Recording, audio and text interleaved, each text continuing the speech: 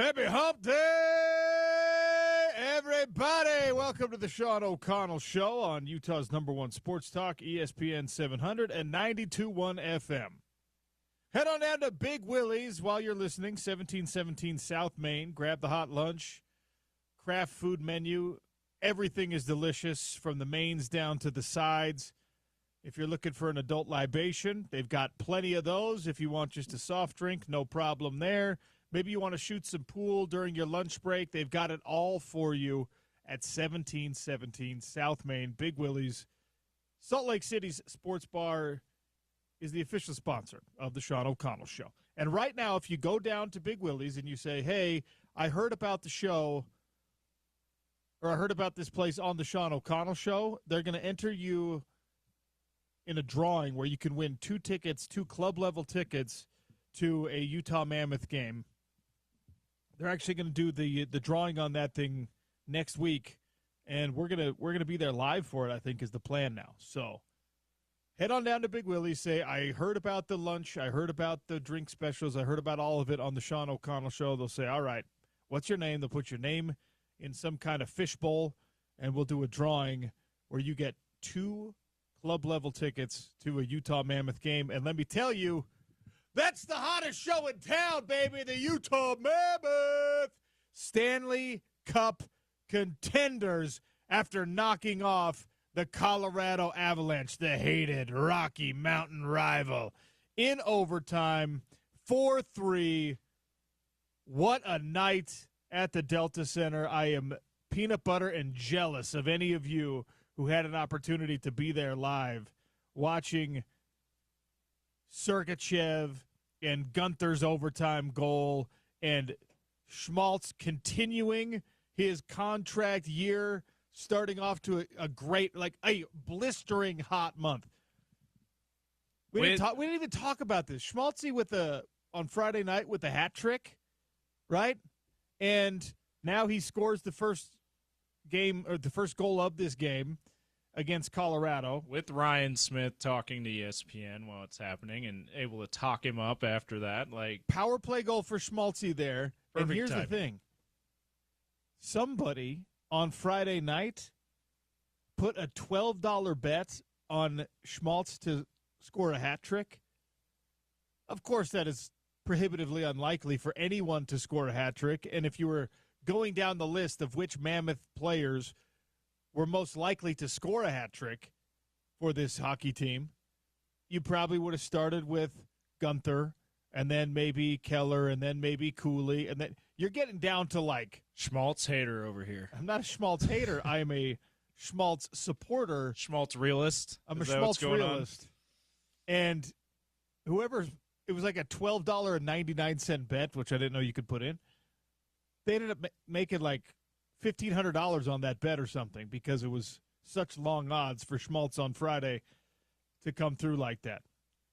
So, power play goal for Schmaltz to equalize it. Keller and Sergachev. Keller, by the way, is just a points machine right now, and that's what you want from your captain. Lawson Krause scores later on in the second period. Then Colorado gets back into things. Jack Drury scores. Sergachev scores an unassisted goal, 5:20 of the third period. And then, unfortunately, Colorado's able to equalize. But 33 seconds into overtime, a perfectly timed pass, a perfectly placed pass for Clayton Keller for his 7th assist of the season already, puts it right in the goaltender's left, right? Just right there up against the crease, and Gunther, who's kind of hurtling to go around the goal, he times it, slams on the brakes, turns his body, opens the hips, and just a little tap, tap, tap, taparoo, little redirect in for a overtime win for your Utah Mammoth. 4-0 at home, 5-2 so far on the season, and most importantly, points against a bona fide division rival, Stanley Cup contender in the Colorado Avalanche. We talked about this last year in your own division. the Utah Hockey Club, as it was known at the time, was just looking up at Colorado, looking up at Winnipeg, who had the best regular season record, looking up at a team in St. Louis who surged super late into the playoff picture. And right now, you've got 10 points on the season already for the Utah Mammoth. They are in the early conversation of a team that is positioning themselves well for a playoff appearance here in 2025-2026, which is exactly where this team told you they should be, where management and coaching and even the players said, yeah, this is the year. Last year, they were pumping the brakes on optimism. They were cautioning everyone, like, hey, let's be realists here. Hockey people are realists, okay? Hockey people are so pragmatic and so relatable because they're just like, even though they're millionaires, they're highly compensated like professional athletes, but they're kind of like the everyman of the professional athlete world right now. Yeah, they're millionaires, not multi-millionaires, right? Well, they by are. Definition, they are multi-millionaires. They're multi-millionaires, but they're not like uber millionaires. And for some reason, that makes blue-collar them millionaires. That's exactly what they are. That's as all of the hardworking generations of people who came over from Europe and South America, Central America, Africa to make this country great. They're like, yeah, these are the relatable people. These are the blue-collar folks. The American blue-collar millionaires. Anyway. The old school Americans who built this country with steel and iron. Yes, they are looking at these hockey players and saying, "Yep, these are the blue-collar salt of the earth folks." One of us. Most of whom are from Canada, by the way. One of us. One of us, indeed. Hey, North America, whatever. They're Americans. Yeah. The asterisk being North Americans. All right. No, but like hockey people are more practical and pragmatic than a lot of other professional athletes. Even the media is different around hockey. It's true. Because we're less prone to hyperbole, less prone to be prisoners of the moment and realize, much like in the NBA, it's a very, very long season. Much more Canadian. And much more polite because they're so Canadian. Much more Minnesotan. Weird accents all over the place because you're either from the Northeast or the upper Midwest or Canada, so you talk funny if you're one of the best people in hockey media. And at the end of the day, this Utah team has kind of like opened the gates for whatever optimism there should be. The Mammoth, it's very early in a long season, but the Mammoth are positioning themselves well. And you want to talk about a team who embraces the community because the community has embraced the team. So far in the season, undefeated at home is just chef's kiss perfect for what this team needs to be in order to continue the wave of enthusiasm that hockey has already generated for arriving in our state, a year and a half ago now. Well, especially because last year, as you know, OC, they struggled at home. There was a stretch there. They may have come out. They probably came out over 500 at home throughout the whole season, but there was a stretch there. What was it, like 2-3 week stretch where they couldn't buy a win at home? At least maybe even longer than that towards the middle of the year. So this is the exact start they needed at the Delta Center. By the way, did you hear Ryan Smith say the Delta Center on ESPN last night? Good. Yeah. That's what we call it. It's the Delta Center, not Delta Center. I had a strange sense of satisfaction as I heard that. It's not Rockefeller Center. It's the Delta Center. By the way, 4-game win streak. And did you know the fourth best goal differential in the Western Conference? The other three they're 10 difference. Utah's at 5, but the next closest is 4. Then after that, everybody has a minus goal differential. Colorado, Winnipeg, and Vegas are plus 10 right now, and the Utah Mammoth are, as James just mentioned, plus 5. Utah and Chicago, the only other ones in the Western Conference with a positive goal differential. So this is the outstanding start, and that is one of the metrics that you want to see. That's a metric in hockey that you can really go and you can really use to say hey, this team is either better than their record or this is why their record is as good as it is because they score more goals than they let in significantly. So a great start for the Mammoth and some fun overtime wins and tight wins in regulation too. Like it's just a fun brand of hockey to start the season here. Overtime's great. You get free hockey. It's always a good thing. Let's see what what was the home and away record for the Utah Hockey Club? Home 18-15 on the season. Okay, so in just the inaugural year, just over 500. Yeah. 18-15-8. You have to get used to reading the overtime losses because that's what the third number is. Especially because there used to be ties, right? So, and then typically that third number where used to be, that's a tie. In hockey, there used to be ties, but that third number is points, basically points you've gotten for losing in overtime. By the way, that puts your total for the year at under 500 on the season. 18 wins. That's true. 23 losses. 15 of those straight up, and 8 of those are coming overtime. So that's a good point.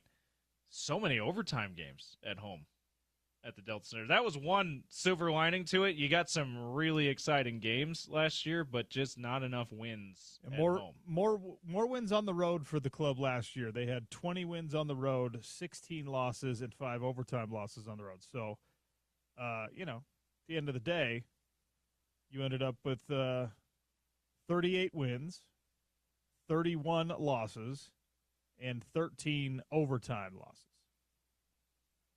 89 points were, of course, not quite good enough to get the Utah Hockey Club into the Stanley Cup playoffs. They ended up finishing, third team out behind Calgary, Vancouver. It was the Blues that took that. That's right. They won every game for the final 2 months. They went super red hot. And by the way, had a plus 21 goal differential to drive home the point that you're making, James. The team above them in the playoffs last year, the Minnesota Wild, who were the number one wild card team, they were minus 11 in goal differential. The only playoff team in the West last year that had a negative playoff differential. In the East, the Canadiens had an even more drastic goal differential at minus 20 and somehow still made the playoffs. Both those teams lost in the first round. Interesting.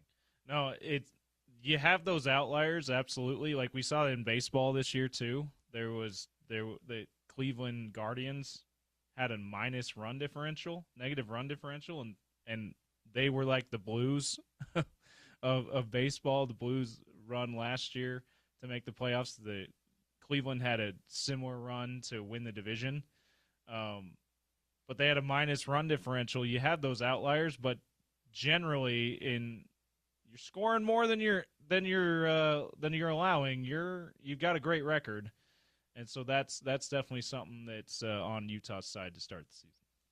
So the line of demarcation last season for a playoff team in the Western Conference was you needed 96 points.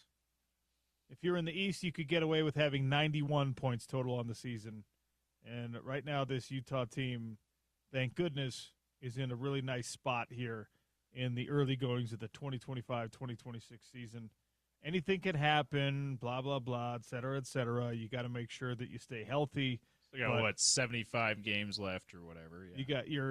You got 10 points in, what have they played? 14 games so far.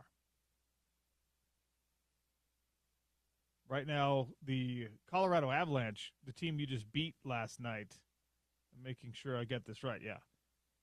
Colorado Avalanche and the Vegas Knights in all of the NHL have they're tied for most points with 12 points. No losses in regulation for those two teams yet. The best team in the NHL, Mammoth fans. Let's go. Both of your geographical rivals, by the way. You're just right behind them. Close enough for them to not be able to forget you're right there. Hey, we're coming for you, Vegas. We're coming for you, Colorado. And by the way, Colorado with one of the ugliest color schemes in all of professional sports. You know, like red, white, and blue?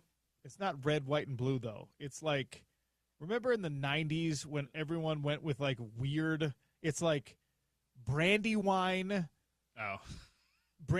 red. So it's like, it's not even like a true deep maroon, which is such a cool color. Yeah, the maroon, the true maroon color is a great, like a great dark color. Maroon. Nobody a in pro crimson, sports. a scarlet, a maroon. Those are probably the best reds. Who in pro sports is like a true dark maroon? I don't know. There's nobody. I don't think there's anybody. Like the Washington Commanders are the closest thing I can think of. Yeah. But that's not dark.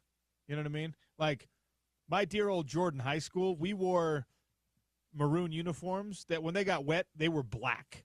Okay? All right. Yeah. It was like a dark. That's dark. a maroon, That's people. maroon, baby. Those were sick.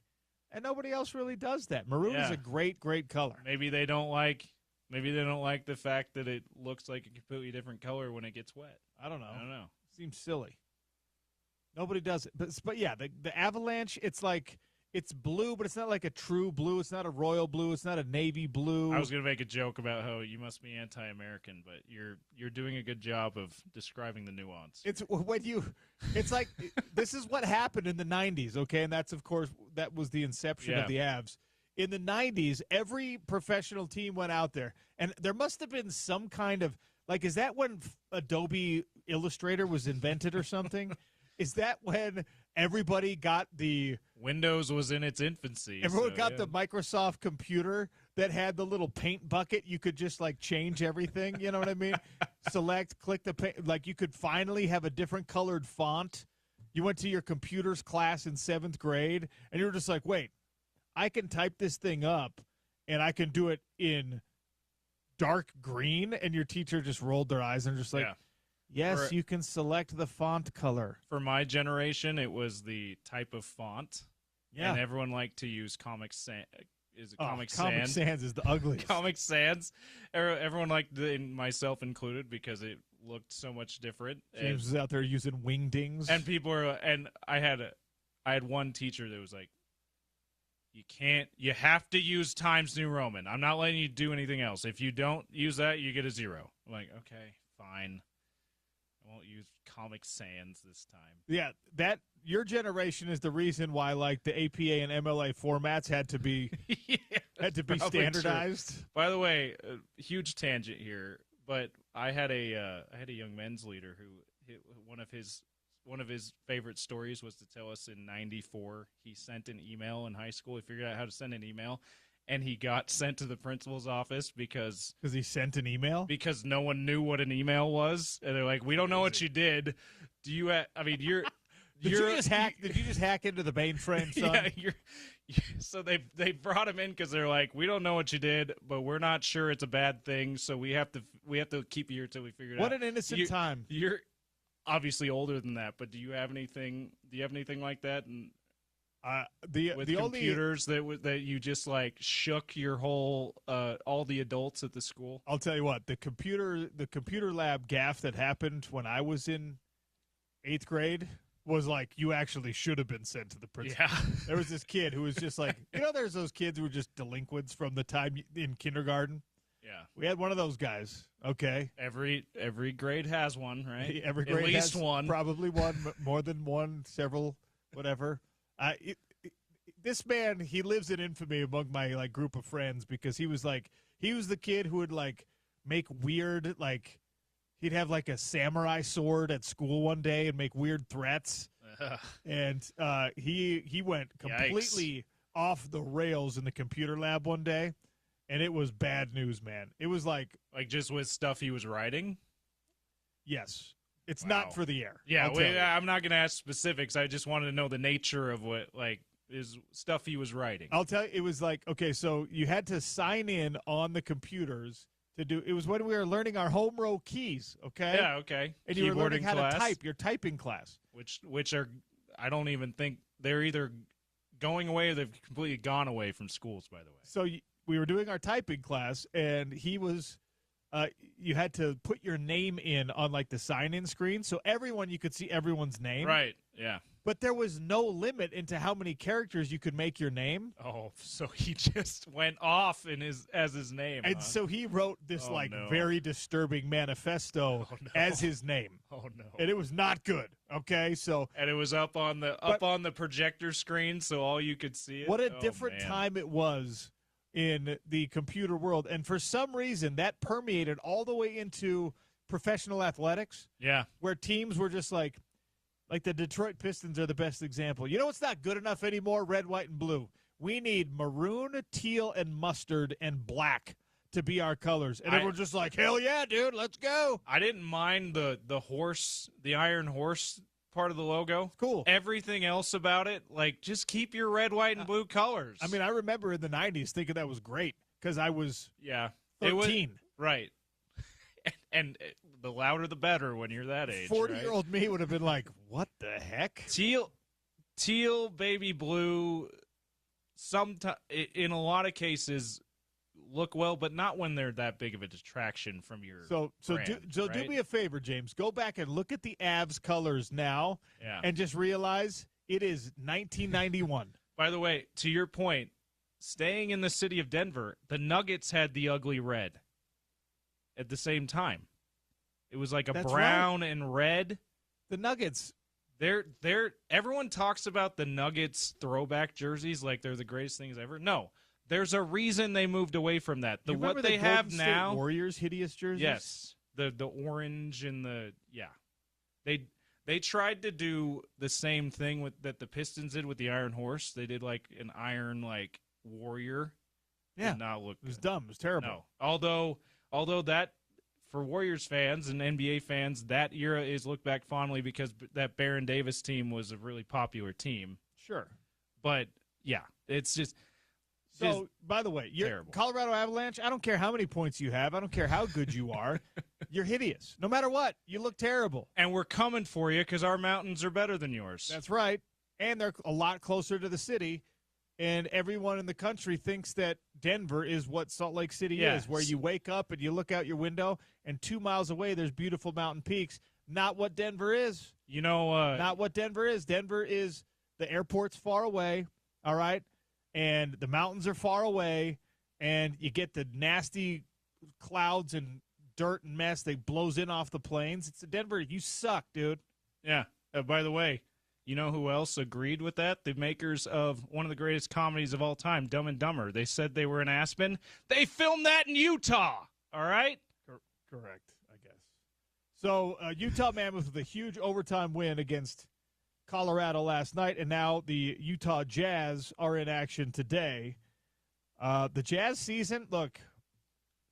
Are we as excited as we are about the Mammoth season? Here's the disclaimer on the Utah Jazz season. When you're listening to the Sean O'Connell Show, on Tuesdays when we have Gordy Chiesa, we'll talk Jazz.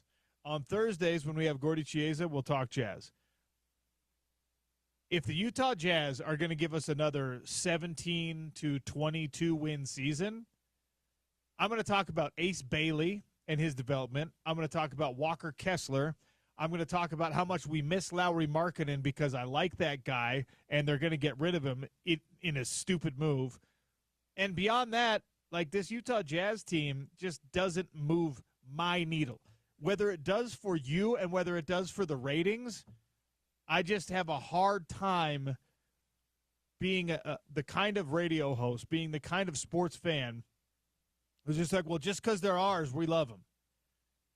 The Jazz organization has a bunch of really great people in it, but the Jazz vision right now seems disjointed, seems difficult to embrace, seems too closely tied to BYU basketball for a lot of the people that listen to our show. It's just not it's not a feel-good type team right now. And there were times, right?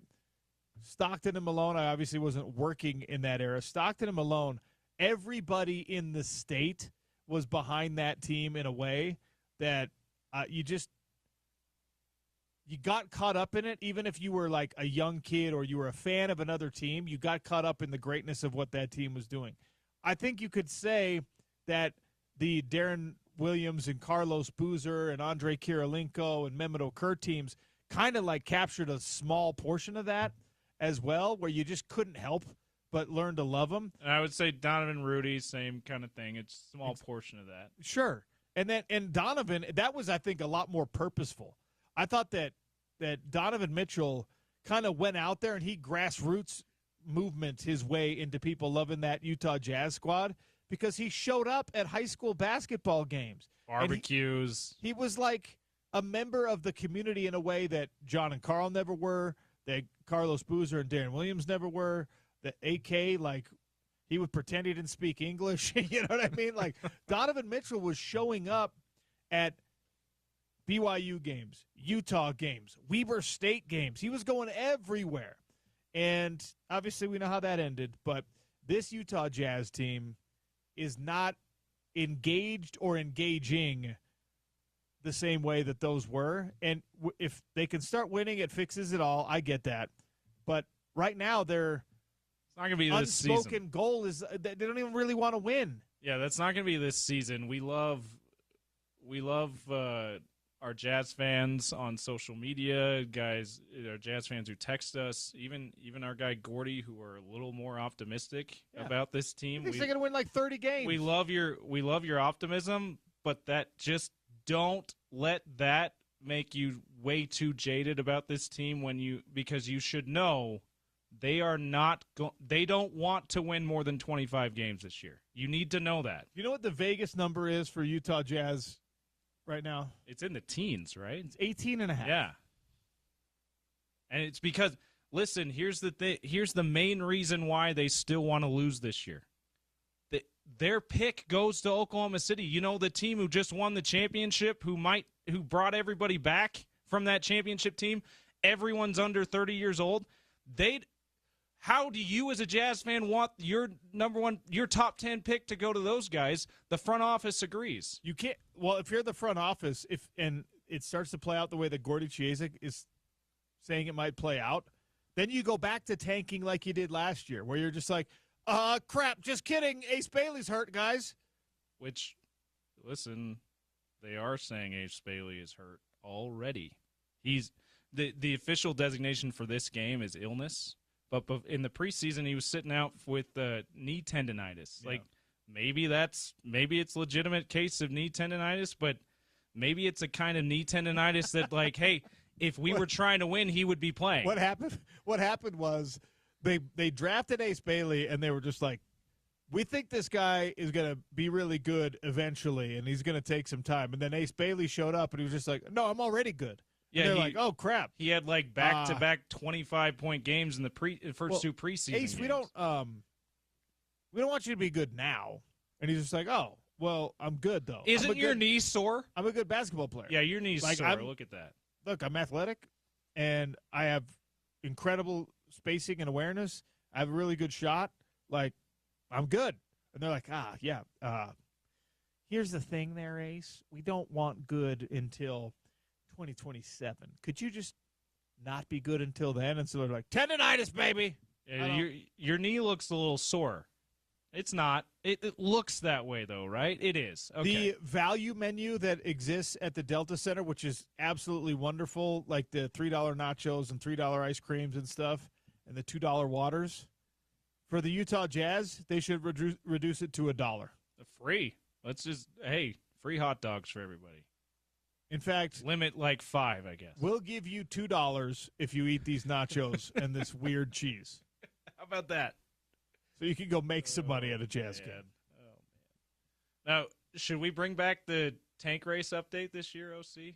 Maybe not at the start of the season. Maybe like January. After the All-Star break, we could talk about the tank race update because the Jazz better damn well be in front of that pack. Hey, listen, if they might get the worst record in the league again this year, and they may not get the number 1 pick, but the worst record in the league guarantees you another top 5 pick, which is a pretty good position to be in. So if you just keep that in mind. If you end up with A.J. DeBonsa or Cam Boozer or whoever Darren Peterson is the other big shocks us and guy. emerges as the guy, right? Like, then fine.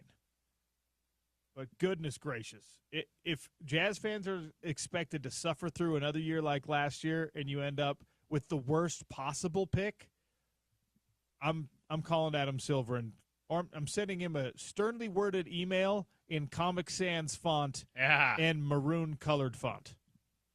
We got to take a break here on the Sean O'Connell Show. Utah, Colorado this weekend at Rice-Eccles Stadium for a night game. Chad Brown, former Colorado Buffaloes linebacker, longtime NFL veteran, the football insider, joins us in 3 minutes on Utah's number one sports talk, ESPN 700 and 92.1 FM.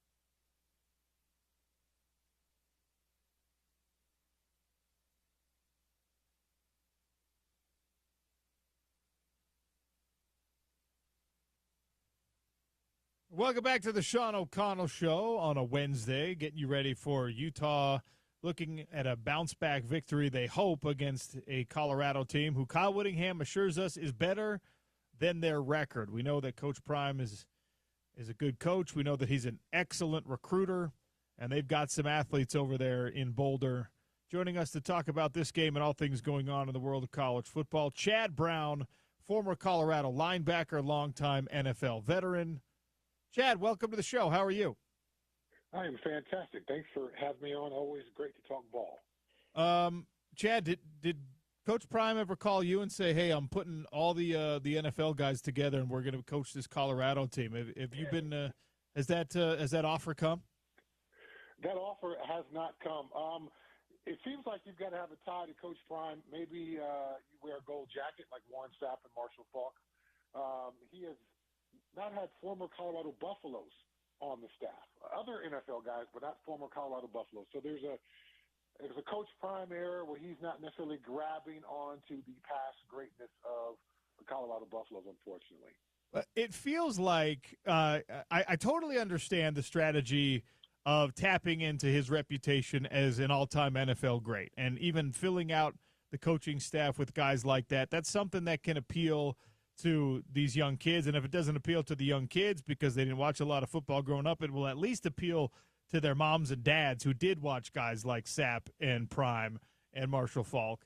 But I say this about every school. When you've got like a departure from greatness, one of the most obvious things for me is build a bridge back to that greatness. And obviously, the University of Colorado had a lot of great years of football long before Prime was there. Do you think that's something that, as he evolves his coaching strategy and the culture building in Boulder, that's something that he might grab onto at some point? Like, man, actually, there was some really good stuff that happened here, and this trophy case is full of names and faces that I could bring back to talk to my guys. I certainly hope that is the case. I've got my doubts. I mean, at this point, there are giant placards of former Colorado Buffalo greats up in the indoor practice facility. So he gets a chance to see those names and those faces every day when the Buffs practice. So it's not as if, I didn't know Chad Brown played in the NFL for 15 years. I didn't know that Cordell Stewart may be the most versatile Colorado Buffalo and one of the most versatile NFL players of all time. So there's these, reminders that are still around the program, yet and still there's not this seeming desire from this current folks involved in the football program to reach out and make those past connections. Every coach is certainly going to do his thing his own way, and they want to build a legacy their own way. But the best football facilities that I've ever been in always have images of past greatness on all the walls. So as you are in that facility, you are reminded of the standard, you're reminded of past greatness, you're reminded of those whose shoulders you stand upon, and then they certainly make an effort to have those guys around the program as well. So anytime I've seen coaches say, we're going to take down all the stuff of the past and we're only going to build on the future, those coaches don't stick around for long. College football, just, from a player standpoint, from a coaching standpoint, and particularly from a fan standpoint, is steeped in the past. It's one of the most nostalgic of all the sports. That's why the alumni come back every year when they graduated 50 years ago. So for Coach Prime to not recognize the benefit of having guys like myself or guys in my era around the program, I think it's a missed opportunity. Well, you and I will agree on that and hope that potentially that can change. Utah head football coach Kyle Whittingham made it a point in the opening comments of his weekly presser to say, hey, we got Colorado this week. That team is better than their record says.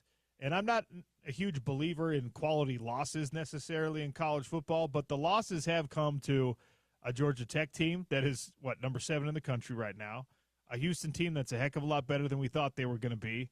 Utah fans, unfortunately, have to admit that BYU is very legit. I think TCU is better than what TCU's record says. And then you're coming off a win against a really good Iowa State team. So is this Colorado team better than their 3-4 record says they are? Their talent on paper says that they are better, but they have found ways to shoot themselves in the foot in all their losses. And even some of their wins, they had a lot of questionable play and play calling. So sometimes it's the clock management at the end of halves or end of the game from the coaches. Sometimes it's players not understanding the situation on the field and what is the right play for that given situation. And sometimes it seems like it's players just not playing within the scheme, particularly defensively against running quarterbacks, which I know Utah is going to roll out this week. So, yes, there's talent on this Buffalo's roster. Does this team play to its talent level?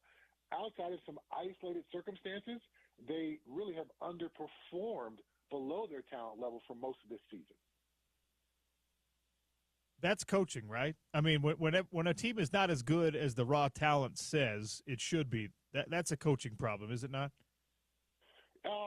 Yes. Now, I'd like to give Coach Prime a little bit of grace here with the bladder cancer issue and Sure. being away from the program for most of the spring and most of the summer. And then this year, fighting more blood clots and being unable to stand for an entire football game as a coach and having the restroom on the sideline because of the bladder issues. That's being a college football coach is incredibly difficult. It is a grind for no matter who you are. And while I have called games when the Pac-12 network was still a Pac-12 network and had an opportunity to speak to Kyle Whittingham about his daily workouts, and at that point I think he said he hadn't missed a daily workout in 12 years. Not everyone is going to be blessed with such incredible health and the ability to get a workout in for 12 consecutive years, which is amazing that Kyle Whittingham was able to do that. So Coach Prime is in a very difficult job trying to restart a program that's now missing two of its best players ever, Travis Hunter, Heisman Trophy winner, and Shedeur Sanders. First time coaching without his sons and dealing with all these incredible health issues. So to your point, I think, yes, it indicates the era would say those are coaching issues. When guys on the field don't know the situation and how to play it, that's a coaching issue. When we mismanage the clock repeatedly, that's a coaching issue. But within that, some of the context would be, here's a guy who's been suffering from some really life-threatening health issues, already has had toes amputated due to these blood clots, and is still trying his best to show for his team week in and week out, day in and day out. So I've got a little bit of grace there. I'm certainly disappointed in some of this Coach Prime era coaching. But this year, he gets a little bit of a pass from me. One of the all-time Colorado greats, Chad Brown's our guest here on the Sean O'Connell Show, talking about the upcoming matchup at Rice-Eccles Stadium on Saturday night. If you're Colorado, if you're coaching this Colorado team, and you can't ignore the idea that Utah just came off a very tight game against their rival mid-season against BYU, ranked versus ranked, big noon kickoff was here. And it was such an emotional letdown the way that game ended for the University of Utah. Now, of course, that staff is doing the whole, hey, don't let that game beat you twice thing. But if you're Colorado, how do you capitalize on the adrenaline and the emotional dump that Utah experienced last week and try to steal one on the road?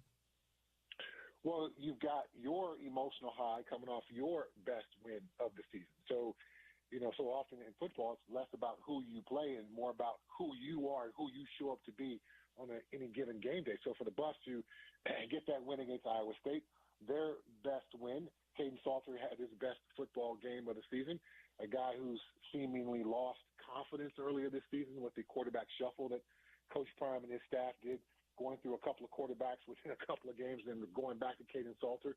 So there seems to be some steady ground now underneath Caden Salter and the Buffs, offensively and defensively. So now to play a Utah team who lost a close one to BYU, the same way that the Buffs lost a close one to BYU. I think you try to use your momentum as a springboard and try to let Utah know, particularly early, what type of football game this is going to be. We're going to return Utah's physicality with our level of physicality. We're going to hopefully be able to limit the quarterback run game, which has been an issue for the Buffs all season long. So take away some of these things that Utah, or at least be able to respond to some of these things that Utah has done well all year.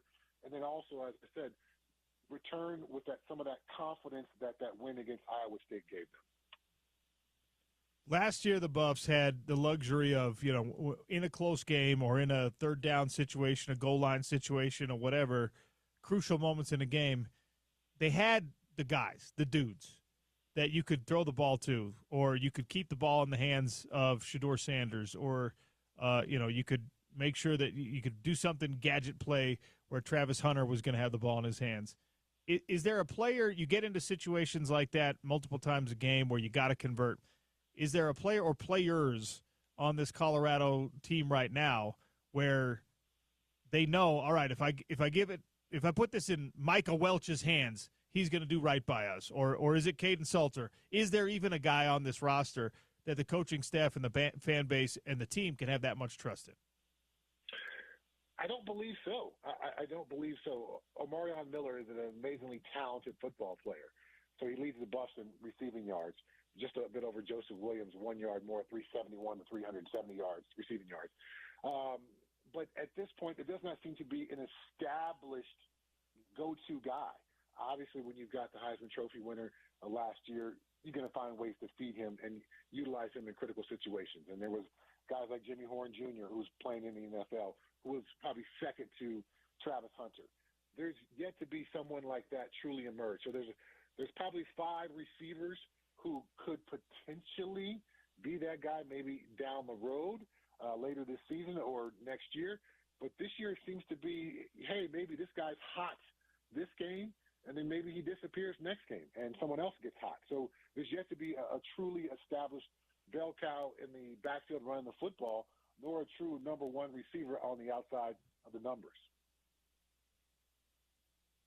Chad, what's an acceptable win-loss record for Colorado under Coach Prime this year, given the context you've already laid out with the health problems and the fact that you did have to replace NFL draft picks and the Heisman Trophy winner? I know that you always want to be an undefeated team, not realistic in this year's parity-laden Big 12 team for us to expect that from anyone. But what's for the fan base that is re-energized by Coach Prime, and for the booster base that has wrestled up enough money to pay him his lofty salary, what's an acceptable outcome on the season for Colorado? I think we've got to be bowl eligible. Anything less than bowl eligible is not going to be acceptable. And I know we've got West Virginia coming up in a couple of weeks, and they've struggled in Big 12 play. But we don't have Oklahoma State like we did last year. So the rest of the Big 12 schedule for the Buffs, again, Utah this week, which is going to be a difficult game. Arizona, winnable, but I think Arizona's probably going to be favored in that one. And then the last two, after West Virginia, Arizona State, they're certainly going to be favored over the Buffs.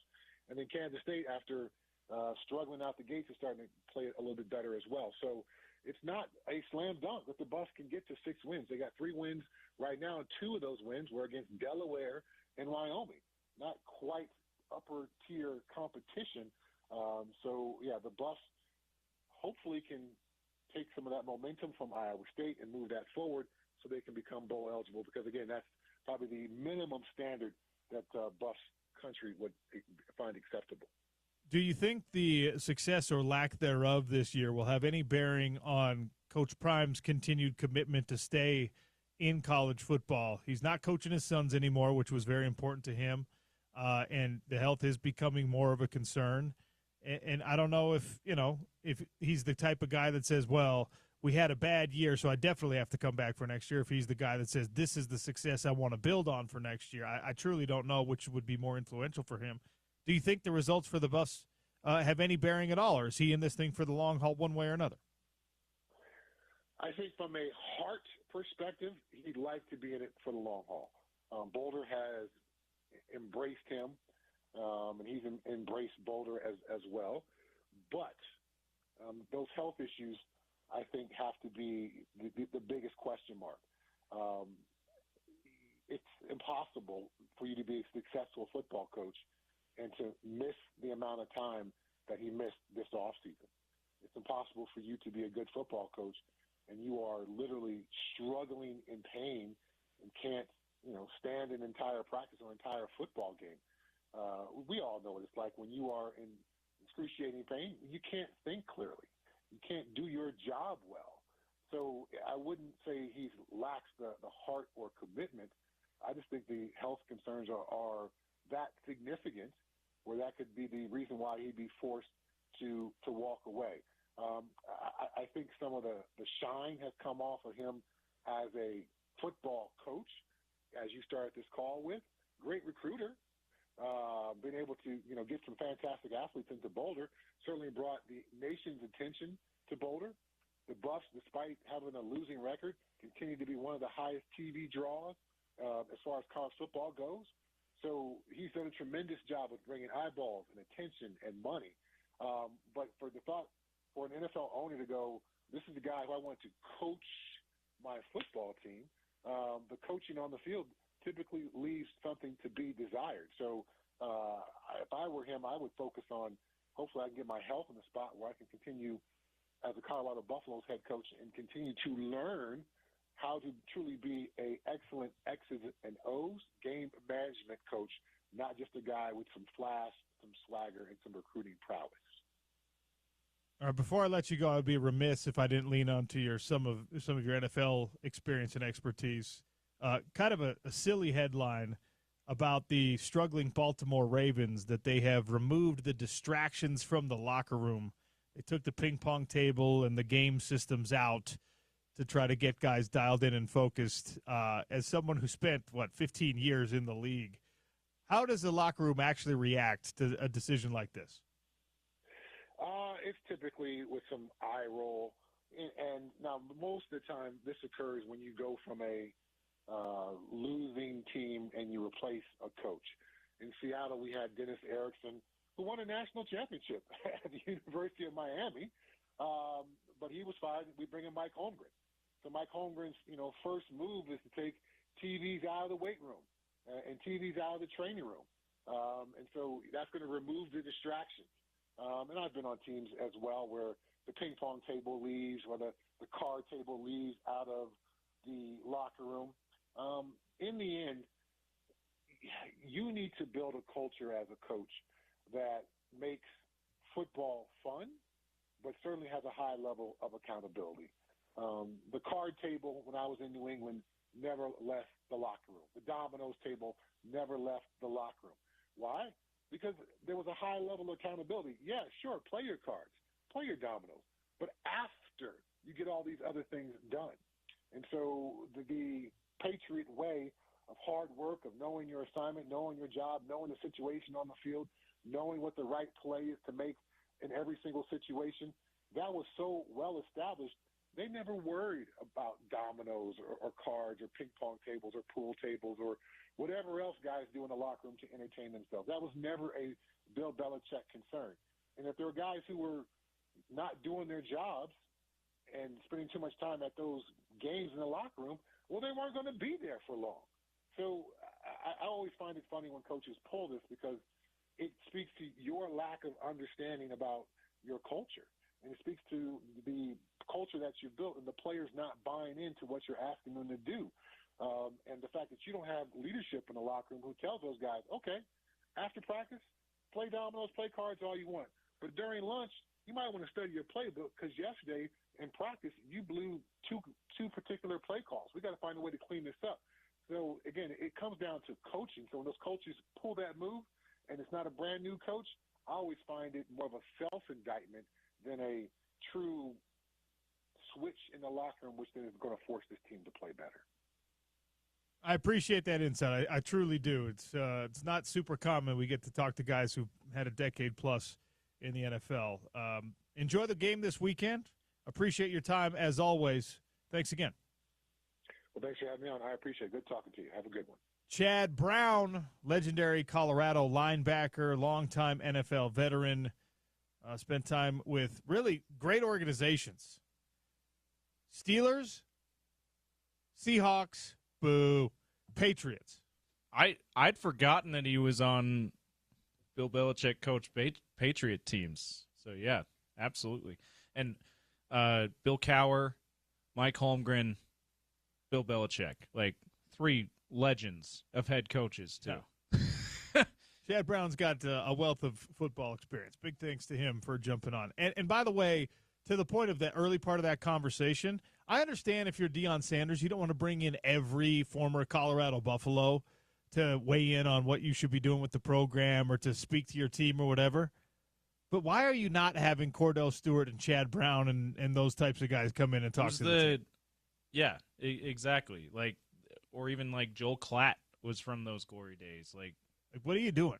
Like, you got to have the last time Colorado was really good. You ought to be consulting those players and who were around back then. Also, I saw what you did there, OC. It's not often we have players with more than 10 years of NFL experience that disqualifies Jeff Schwartz. So you were telling the truth. Yeah.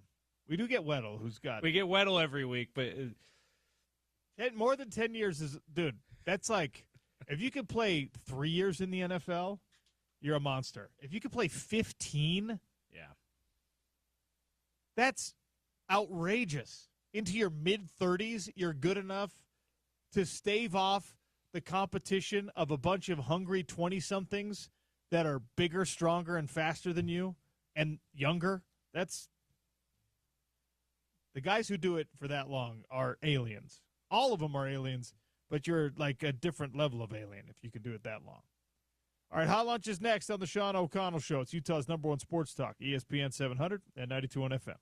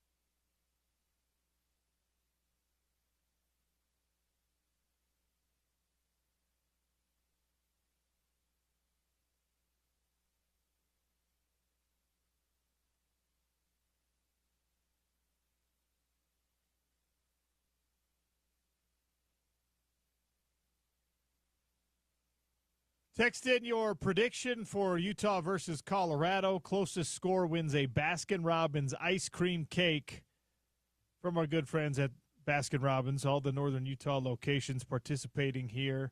We did the Pick the Score contest last week for buy one, get one free on ice cream scoops. This time, if you are closest to accurate on winner and score in the Utah-Colorado game, ice cream cake for your upcoming Halloween party. Maybe there's a birthday around the corner.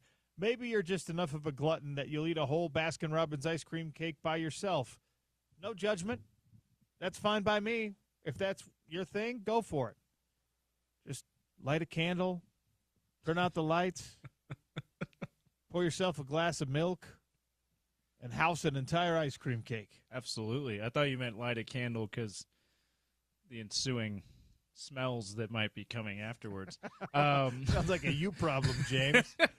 Let's do some NBA predictions. I do have to shout out one of our entries. Someone's predicting a safety game, OC. 2-0 Utah for Colorado. They're obviously joking, but I told them that's your entry, that with the safety game. And if that ends up being what it is, obviously we'll be very disappointed in the offensive production for Utah, but also how awesome would that be for this guy? I don't think it's going to go down quite like that because when you look at the scoring defense of Colorado, they're 10th. They're giving up 24 points a game. Yeah. So you scored. Your offense is probably going to score. Yeah. Let's see. You scored 21 points against a BYU team that's giving up less than that. So I think you'll be able to.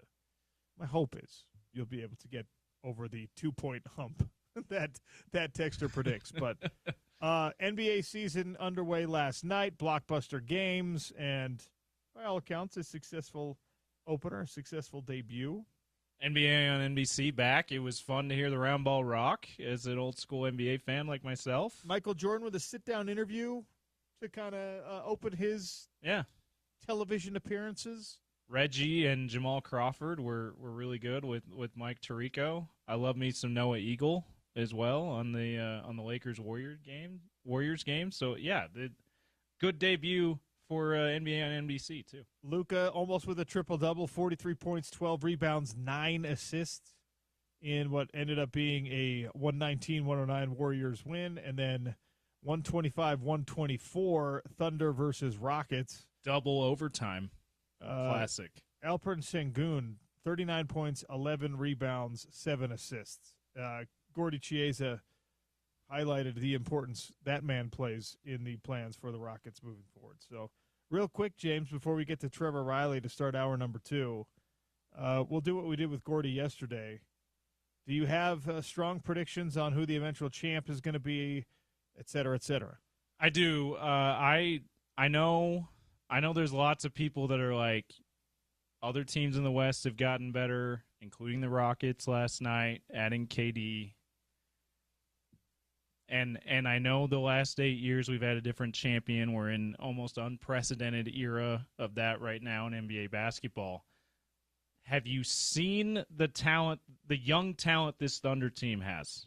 Did you watch last night? I didn't watch the Thunder game last night, but we saw what they were doing last year on their way to an NBA championship, and it's the same group, and they're all like 28 years old and younger. Everyone's back. Everyone is under contract from last season, and they're all like 29, under 30 basically, under 28. I cannot pick against that OKC team, even with the recent parity era of the NBA. I think they're going to break that. I think they're going to break that trend this year, barring injury, of course, and they're gonna be the first back-to-back champs since the Warriors in 17 and 18. So that's my championship prediction. Do you have one? I think that the Utah Jazz are no. I don't think we go back-to-back. I think you don't. No, I don't. I think that we've got, like you said, this new era in NBA basketball where the movement and the parity, for lack of a better term. The restrictive CBA absolutely is part of that too. I think I'm going to side with Gordy and say that it's a Nuggets year again. The Nuggets year. See, that would be my second. The team I would pick second in line. And I think they're getting slept on a little bit because they didn't acquire KD and they didn't have the second best record in the West last year like the Rockets did. But they're probably other than OKC, the contender that I trust the most because they added to their bench. They now have a deeper bench than they have had in a very long time, including their championship season. They have like 7 or 8 guys who've won rings now on that team, and they have the best player in the world. And so I really like what they did this offseason to improve their roster. I would not be surprised if they overtake OKC. I can't decide if that best player in the world, if Jokic is going to be the type, because he doesn't love basketball the way that, like, LeBron loves basketball. Yeah. He doesn't love basketball the way that Kobe loved basketball, where it's his identity and it's what he wants to do until he's 100 years old or as long as his body can hold up. I wonder if we get like 2 more really good years out of Jokic, and then he's just like, my kids are getting older. I want to spend more time with the horses. My horses are getting older. I want to live in Serbia. I don't need to be here full time in the United States. And he's just like, cool. I've made a couple $100 million. All these guys make so much money now. I'm a Hall of Famer already. I'm a multiple-time MVP. Let's just be done here. I can't decide if we get that version or if we get a version that's more where he just burns bright for like 2-3 more years, and then he's like, bye, and he just kind of leaves like Jim Brown or Barry Sanders or something. Yeah, okay. Or if we get, and I would hate this, if he's just like, I never really cared anyway, but man, they pay me like $60 million a year. I can buy a lot of horses with that. I'm just going to be here but not really care. I just don't think we get the best version of him for that much longer. This year, yes. Next year, probably. I don't think we get the best version of Joker for much longer. So I think that Denver probably acknowledges that. His teammates probably acknowledge that. He probably acknowledges that. And you get this year as a really great year for the Nuggets. Yeah, the motivation higher than ever before. I could see that. Who do you like coming out of the East? I like the Knicks, and this is more of a process of elimination because the East is terrible. I really only believe in the Knicks and the Cavs in the East this year. I would have believed in the Pacers again if Tyrese Halliburton hadn't torn his Achilles, but they don't have Halliburton all year. So I really think it's only those two. I think the rest of the teams are battling for 3rd, 4th, and 5th place. I'm going to say the Orlando Magic are a lot better than you think they are. And that it is a that would require Paolo Banchero to be a lot better than I think he is. He's not. It ends up being a disgusting and lopsided NBA Finals, like not even a gentleman's sweep, but just a straight up sweep. I don't think the East is very good, and I'm torn between wanting the Cleveland Cavaliers to give Donovan Mitchell an opportunity at a real championship and just seeing what kind of terrible chaos can happen in the East. Yeah. My MVP is Wemby this year. I think the Spurs are going to take a huge leap. There's a surprise team every year in each conference, it seems like. Cavs were that team last year. The Rockets were that team last year in the West. I think the Spurs could be that team this year if Wemby doesn't have more blood clot and other issues. My concern with Victor Wembanyama is that we're going to talk about him as the greatest what if, because if he can't be healthy, if he has persistent issues with his circulatory system. He grew 1.5 inches this offseason. He's listed now on the official website at 7'5". I missed that. That's Victor insane. Wembanyama is still growing, and his body can't figure out how to be that tall. I'm worried about that. You won't find a bigger fan of the alien on the planet than me. Victor Wembanyama is a joy to watch because he defies the laws of basketball physics. Somebody that big should not move like that. And it's just wonderful to see. I want him to be healthy and actually play. Is he capable of being an MVP for the rest of his life? Yes. He's one of the most talented guys from a physical and a skill standpoint that we've seen, especially at this age in the NBA, in a very long time. Now, because blood clots, you're like, what? Yeah. Now I'm worried about his health. That's fair. Do you have a different MVP pick then? Jokic? Joker is obviously right up there in the conversation. SGA back-to-back. I could see that too. Especially given that I think they're going to be the best team in the league. I think that Luka is going to make a really, really strong push with the new body and the perhaps new commitment to the professionalism required to be an NBA great. He's been relying on his talent for so long, and I do think that the LeBron influence and the spite factor, right? I think he's in L.A., Larry David's there. I think they're just like, You really want to spite the Dallas Mavericks for sending you out, get in great shape, and play MVP basketball? I think that matters. So Luka would probably – actually, Luka maybe more than anyone because I am a man motivated by spite. Luka's your guy then. That'll be my official prediction. All you right. say Wemby, I say Luka. Gordy says Joker. All right. We'll keep track, and we'll give each other bonus points or something at All the right. end of the year. Okay. Just so you know, there are no Gordy Chiesa bonus points or Sean O'Connell All bonus mine. points. So I guess I'm offering you bonus points. You could give yourself some bonus points also. Trevor Riley's going to join us next. Not only is he a Utah football insider, but he spent time on the Deion Sanders staff at Colorado. He's got better insights than most to this matchup coming on Saturday night. It's Utah's number one sports talk, ESPN 700, 92.1 FM.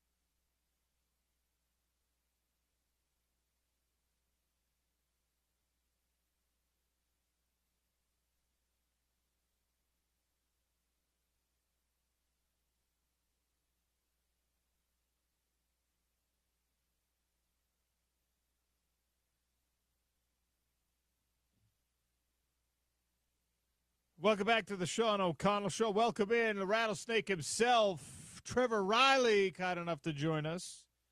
Trevor Riley, where in the world are you right now? I'm in a nice mountain town in California, Julian, where my in-laws live, and I'm here visiting my kids. My daughter's playing varsity flag football. It's pretty awesome. What position is she playing? She's quarterbacking. Of course. That's awesome. That's fantastic. Fun times. That's really great. All right, let's talk about what we all witnessed this past weekend, Utah BYU. We know that the Holy War is always a tough game. We know that points come at a premium. What were your thoughts on the final score, 24-21, and Utah leaving some points on the board where they either should have converted on the 4th and shorts or kicked? I think that the one possession where we had the field goal team out, I think he missed the field goal with somebody called timeout, and then we came out and we went for it. That was the one we could have used those 3 points, whether or not we would have gotten them, obviously. That was the one time out of the 4 or 5. And then the turning point in the game for me was the muff punt. I mean, that was just so – we just picked up momentum with the stop, and we're going to go in before half, then we're going to get the ball coming out of halftime, and then it was just deflating. Yeah, that's always tough. The special teams gaffes. I mean, there was a time back in your day, it was certainly this way, where Utah's special teams were a strength of the team. Now, thankfully, the kickoff coverage hasn't been bad this year because other teams aren't able to kick. They just boot it out of the end zone every single time. But special teams at one point was a strength for this Utah football team. I don't think we can say that anymore. How do you reverse that? It's tough because a lot of times, and I say this all the time, having coached special teams, sometimes you're victim of the law of averages in special teams. Sometimes not, but there's a lot of that. You know, special teams are interesting because a lot of teams that are really bad at football, they actually might have good special teams. And vice versa, there's a lot of great teams that are almost there that just are missing that special teams. And so what it is to me, it's always the salt or it's that ingredient in the equation that can really be a game changer, obviously for worse for the youths. But it's a law of averages. A guy muffs the ball. He's a freshman trying to make a play. You can say, well, we should train him harder. And it's a very delicate thing because the more time you spend on special teams at practice, that may not equate to more wins, if that makes sense. Sure. So it's a weird thing. You know, it's a weird thing. I think Coach Sharif is in charge of the teams, and they have a special teams analyst, if I'm not mistaken. That's right, they do. Jake Kukas. So and he was at Oregon State. If I'm not, I went against him a few. He's good. I mean, it's hard, man. It's just a hard thing. And Sean, you know this. When you lack depth, that's where you can get hurt on special teams, man. You can really get hurt there when you can't play when you're not playing starters there. Well, it's interesting because special teams used to be kind of the spot where the guy who was next up, that's where you would cut your teeth, right? And now a lot of special teamers are like you're a career special teamer because the depth situation is what it is, and you play freshmen. If they're going to be part of your team and you're paying them $400,000 to be there, you're going to play them as freshmen, and they're not necessarily special teamers anymore. It's like your third string guys or your lower on the totem pole second string guys are career special teamers almost in a lot of cases now.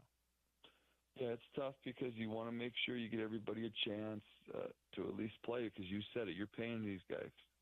So you got to put a team out there, and then there's kids. Are they motivated to play? Like, man, I'm going to risk this knee injury on this kickoff team, you know, and I'm a backup receiver. Like, so there's all that stuff now. It's pro football, man. And in pro football, veterans don't like to play special teams. They don't like it. Starters, they don't like to do it. And so pro football is kind of scaling down here. We're starting to see what you're talking about, these career special teamers. And sometimes you can get caught up. I think that, we got to get faith in the kicker. And then not to talk too much about special teams, but that in the game of a fight like that was the one play that I think really turned the game. The professionalization of the sport is something that you and I have talked about, that I was ranting about yesterday, and you just touched on a little bit.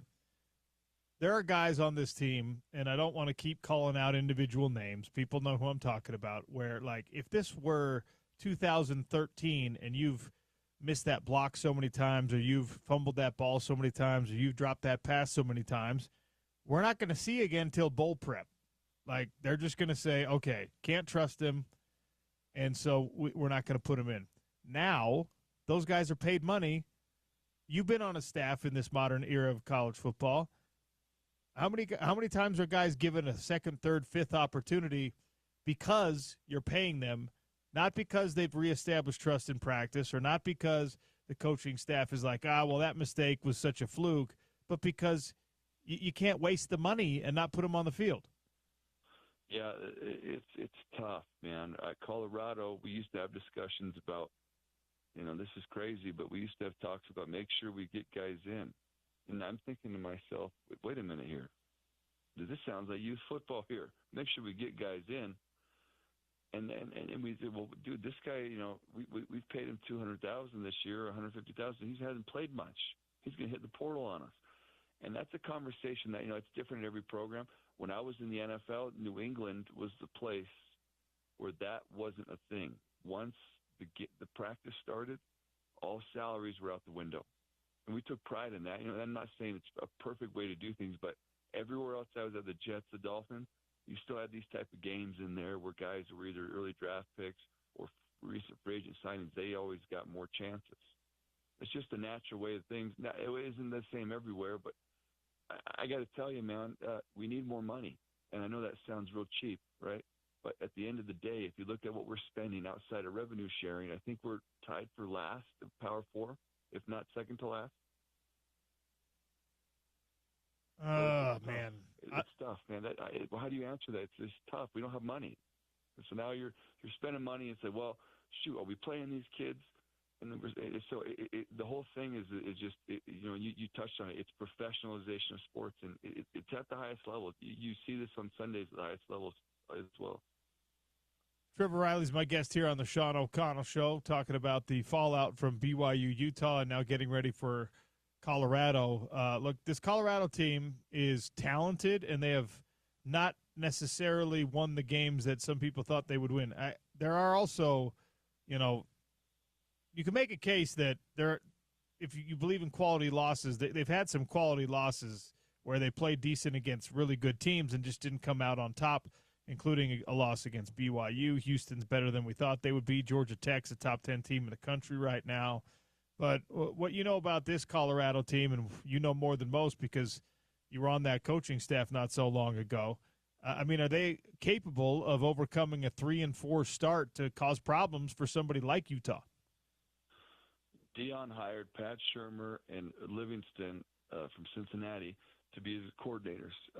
I think that has been a pretty good move when it comes to you're talking about the last half of the season. Okay, these NFL guys are made for this type of situation where they could really finish strong. That's the hope in hiring those guys. You said the 4 or 5 teams they've played that have been seriously, they've been battle tested. I was at the BYU game. I watched the Georgia Tech game on TV. These guys are playing hard, okay? They got a quarterback who can run around a little bit, and on defense, they're running to the football, and they're getting better every week. You mentioned they beat Iowa State. That's a big win for a team like that. And so I see them as a team that maybe has, their best days may be ahead of them. So, I'm hoping Utah doesn't catch these guys where they're in peak mode, if that makes sense. We want to. If it happens, right, we really got a fight on our hands. And I'm going to go back to this one point here. We got great DBs. They got great receivers. How are our receivers going to match up against their DBs? I think that's, those two matchups there is going to be really the tell here for this game. Can Utah win this game if they have to play a backup quarterback? Devin Dampier was a little hampered at some point in the BYU game. They made some different decisions on QB run because of that. And, look, he's a tough guy who always wants to play, but you've got a ranked Cincinnati team coming in next week, and maybe you want to make sure he's 100% for a game like that. Can you win if Bird Ficklen's got to be the guy to go, or if it's, I guess, Isaac Wilson, who we haven't seen any of? Well, he's played a lot of garbage time against probably backups or defeated teams. He's left-handed. I think he's thrown going to his left, so we got to see him go to his right a little bit. There's some moves there, but then he has these great runs, these great plays where he keeps things alive.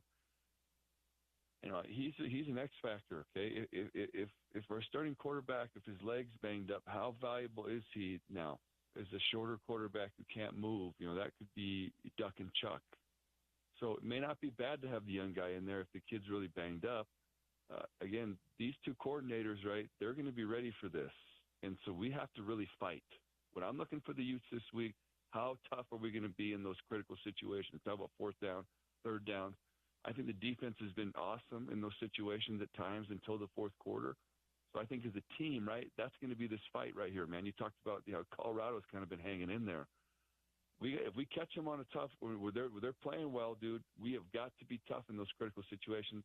And so this kid Ficklin, I expect to see QB run game if he plays. I expect to see that early and often. We get him active, but some question marks there. Got a left-handed freshman or a young guy going in against a team that's coming off a top 25 win. There'll be some questions answered. Again, I'm going to say this again. I'm not so sure that he's not a better option, though, if our starter's hurt. If our starter's hurt, I'd be treading carefully with that one. Lander Barton's out for the first half of this game because of the targeting ejection that happened in the second half of the BYU game. Look, I'm the biggest fan of Levani Damuni on the planet. I think that he's just as good as any of the starters that have played linebacker for this Utah team in the last several years. I mean, he led the team in tackles 2 years ago when he was healthy. Is that going to be enough to get them through defensively now that Lander Barton's got to miss at least a half? Well, I don't see this team as a team that's probably going to run the ball on Utah very, big time. It could be a thing, later in the game where they break a few, but I think that, this is going to be a throwing game for those backers. I think if they try to run the ball, Utah's shown to be pretty proficient at times. But again, that toughness thing, right? That's where we talk about Damuni. He's pretty tough. He might be a guy that can change the tide for us. Not having Barton, obviously, is a huge loss in that first half. We're getting back in the second half, but as a team, right, he might bring a little fire here, Damuni. But I expect CU to come out and run some QB run game, throwing the football, and give them, what they did the last 2 years ago or last year, where they just threw the ball up, man. I mean, I was at that game. Colorado, Utah pretty much was beating them defensively, and Shador's back there running around playing pick-up sandlot ball with those receivers, and they're just chucking the ball down the field. So, it could turn into one of those games where it's kind of pick-up ball, sandlot ball. We didn't do well last year in that game. But I'm going to say this again. If we cover well, right, that's going to be the difference. Do we do well on scramble drill, OC? That, the old school stuff. Can you plaster? Can you sustain and fight through the frickin' down? Those are the question marks here when you talk about playing against a quarterback getting out of the pocket. And a guy like Damuni, he's got to be able to make plays in space. So that's probably been why he hasn't started a whole lot this year. They like Seven, who's a freak athlete. They like Barton, who's a freak. And so Damuni's going to be a little shorter, but he's good in the run game. He's great in the run game. 10-2, 9-3, 8-4, or worse. How does Utah finish? Well, I'm an optimist. I'm rooting for 10 wins. Okay, I think that there's a path to win out here. I don't think without 10 wins we get into the playoff or we get into the Big 12 championship game. So that's the standard. Realistically, okay, you obviously we're looking at that sweet spot between 8 and 10 would be a good season. Would it be a disappointing season? I think so, but I'm still optimistic for 10 wins. I think we can win out. Yeah, I think the schedule weirdly works out in a way that Utah, that Cincinnati game's tough, but it's at home, obviously. And if you can get everyone healthy, and you've been as healthy as I can remember a Utah football team being to this point in the season. So we're going to maintain that optimism here on the home of the Utes as well, Trevor. So we'll stick with 10 for now. 10's good. I'm telling you, watch this receivers, right? They're going to chuck this ball up just like they did last year. We're going to see how we play down the field. We did well against Arizona State. We'll see this week. Trevor, enjoy the time with the family. Tell your quarterback daughter we're all rooting for her, and we'll chat again soon, okay? San Pasquale Eagles, baby. Let's go. Thanks, OC. See you guys. That's Trevor Riley.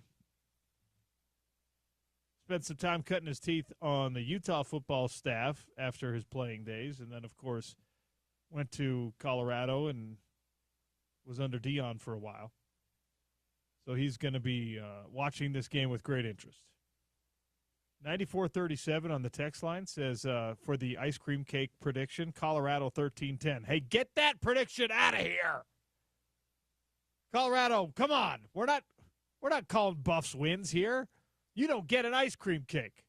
OC, I hesitate to say this because it's going to ruin the possibility of that safety game pick to win. But we've only had a small handful of entries so far. Only one has picked Utah, and it's the safety game guy. So by default, he might win. We got some negative Nelly texting right now. If you end up being the only person to pick Utah to win, safety guy, then you deserve it. Absolutely. Despite your hilarious score prediction. All right, we got to take a quick one here. The Daily Dump is coming next. There's some really strange things happening in college sports, especially college basketball, and Tom Izzo has thoughts about it. It's Utah's #1 sports talk, the Sean O'Connell Show on ESPN 700 and 92.1 FM.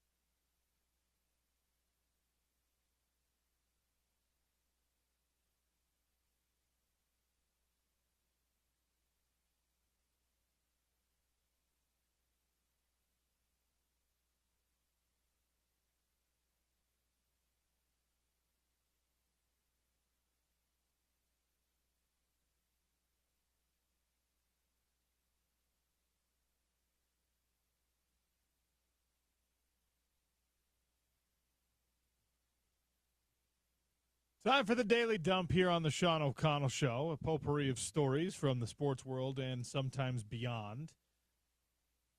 Flushing things out here on the Daily Dump, brought to you by Valley Plumbing. All right, before we get to the sports one, because I'm going to have some rants about that, we were giving away advanced screening tickets for Begonia, this new movie that's out. We have more to give away in about 15 minutes or so, too. Did you hear about the premiere that they did in L.A.? I missed this. Okay, this is movie companies, because the movie-going, the theater experience, obviously, post-COVID, has not really all the way fully recovered. The box office hasn't all fully recovered. Their studios are trying to drum up excitement and viral moments and things like this. And Begonia did a great one where I guess the character, Emma Stone, not Emma Watson, Emma Stone's character in this. I do love how you she's mix those two. She's got her head shaved. Yeah. Okay. I don't know if it happens in the movie. I haven't seen the movie. I don't know if it happens in the movie or whatever. But in all the previews, you see that she's going, G.I. Jane, shaved head. So Begonia did an advanced screening where you had to either be bald or you had to shave your head to be in the screening, meaning you could wait in line on the sidewalk, and if you wanted to come into the advanced screening, they would cut your hair off. They would shave your head. They got someone with some clippers. Yes. So, amazing. Men, women shaving full heads of hair Let's to go. get in to see a movie for the first time A couple weeks ahead of when it actually comes out. A lot less hair in L.A. than there was moment, before the obviously being talked about on random sports talk shows in Salt Lake City. That's kind of what they're going for. Well, the sports talk show in Salt Lake City. They Not also very did, random. Come on now. They also did one for The Long Walk, which is another movie I haven't seen, where there was a treadmill screening. You had to walk on a treadmill at 3 miles an hour or faster through the entirety of the movie. If you slowed down, if you got off the treadmill, if you stopped, off. they would take you out of the screening. Is this? And every person in the audience made it, so congratulations to those Great job. who Great walked for 2 hours on a treadmill. endurance. Good for you. So, Especially those that don't typically do that sort of thing. I'm glad that this movie screening got that, motivated you to do that. drumming up some interest here. Yeah. So good for you. We'll give away some Begonia tickets. We won't even make you shave your head. How's that? Well, no promises. Oh, maybe Okay. OC's might going be to how change you the win. rules. That might be how you win. No trivia question. Just show up here Just and text shave in your head. with text a video to 877-353-0700 video. of you shaving your head. Yeah, video is much more prudent than having thousands of people show up to our building. Just be bald. Shave their If you're already bald, it doesn't count. Did you Just see the rings, the championship rings that the I Oklahoma did. City Thunder got? I love these things. I love championship ring reveals. It's one of the coolest things in sports. Every team kind of gets to Look like they're that big, the face of them. They're huge. They're Yeah. like as big as a watch. Yeah. Okay. And this is now I think we're like 5-10 years into this where all these championship rings have like a secret compartment. They open up Yeah. and there's either like a relief of the stadium in there or your number is in there. You can pop the diamond crusted top off your championship ring to look at some more fancy stuff. There's more hidden features. We should have asked Trevor Riley if his Super Bowl ring is one of those. It's not. It's those. His Super Bowl ring preceded this era of detachables in championship rings, but they've taken it one step for like Weddle's championship ring, his Super Bowl ring. I'm 99% sure the top does top off. The top does pop Why, off. did I say that backwards twice? The top does pop off. Wow. Or the same thing. I'm not having a stroke. The top does pop off of the ring, and I think it is the stadium that's in there. Maybe it's the final score. Whatever, it doesn't matter. Maybe it was that one or like the 2020 rings. They were the first ones. Okay. The Oklahoma City ring has a top that comes off, and then there's a ring inside of the ring, a secondary ring you can pull out of the sort of the bezel. That's got and you like can wear it. Diamonds like all around the side, just like the main championship ring does. You know how cool that is? You have super cool. one-upped the championship ring game by giving 2 championship rings. This is what Dan Patrick 7 to 10 here on ESPN 792.1 FM on weekdays. This is what he's been calling for so long, OC. I'm sure he took a victory lap this morning on it. He said there should be like a class ring style championship ring. You should get the gaudy one that you just display or wear to special events, and then you should have a smaller class ring type one that you just you can wear all the time. OKC has done that. It's great. It's awesome. Well done, Thunder. Well done, jewelry designer. I like it. And now everyone has to meet this standard when the Utah Mammoth eventually win the Stanley Cup this year. Their rings are going to look like this. They're going to have like a miniature Stanley Cup that popped. How cool would that be? How cool would that be? It's a telescoping. Cup. Like those camp cups? Yeah. That they're flat, and then they telescope up. Duk, duk, duk, duk. How about if you did that in your championship ring, James? You're welcome, NHL champion. And after we're both dead, I'm sure the Jazz's championship ring will be awesome too. Don't do that. Sorry, okay? I'm getting a little jaded on the Jazz. I'm sorry. Jazz fans enough today by saying they're not interesting, and we're not going to talk about them that much. We'll talk about it. Talk about 40 Chases on twice a week. We're going to talk about them. I'm just saying that they're not exactly sexy right now. Hey guys, we might win 18 games. What do you think? All right. You know what? Here's what Tom Izzo is right now. He's being the voice of the people in college basketball. And I love this because sometimes you have to be uber secure in your position professionally to say the things that need to be said. There are other coaches in college basketball whose universities or whose conferences or who the NCAA can kind of control what you say. You can't do that with Tom Izzo. Tom Izzo doesn't give a you-know-what because he's been around long enough. He's close to retirement age. If you living decide legend, you want to fire him, he's just like, shut up. You can't fire me. Or he's just going to be like, okay, I'll go live on a beach for the rest of my days. Fine, I was done anyway. I was about to quit anyway, whatever.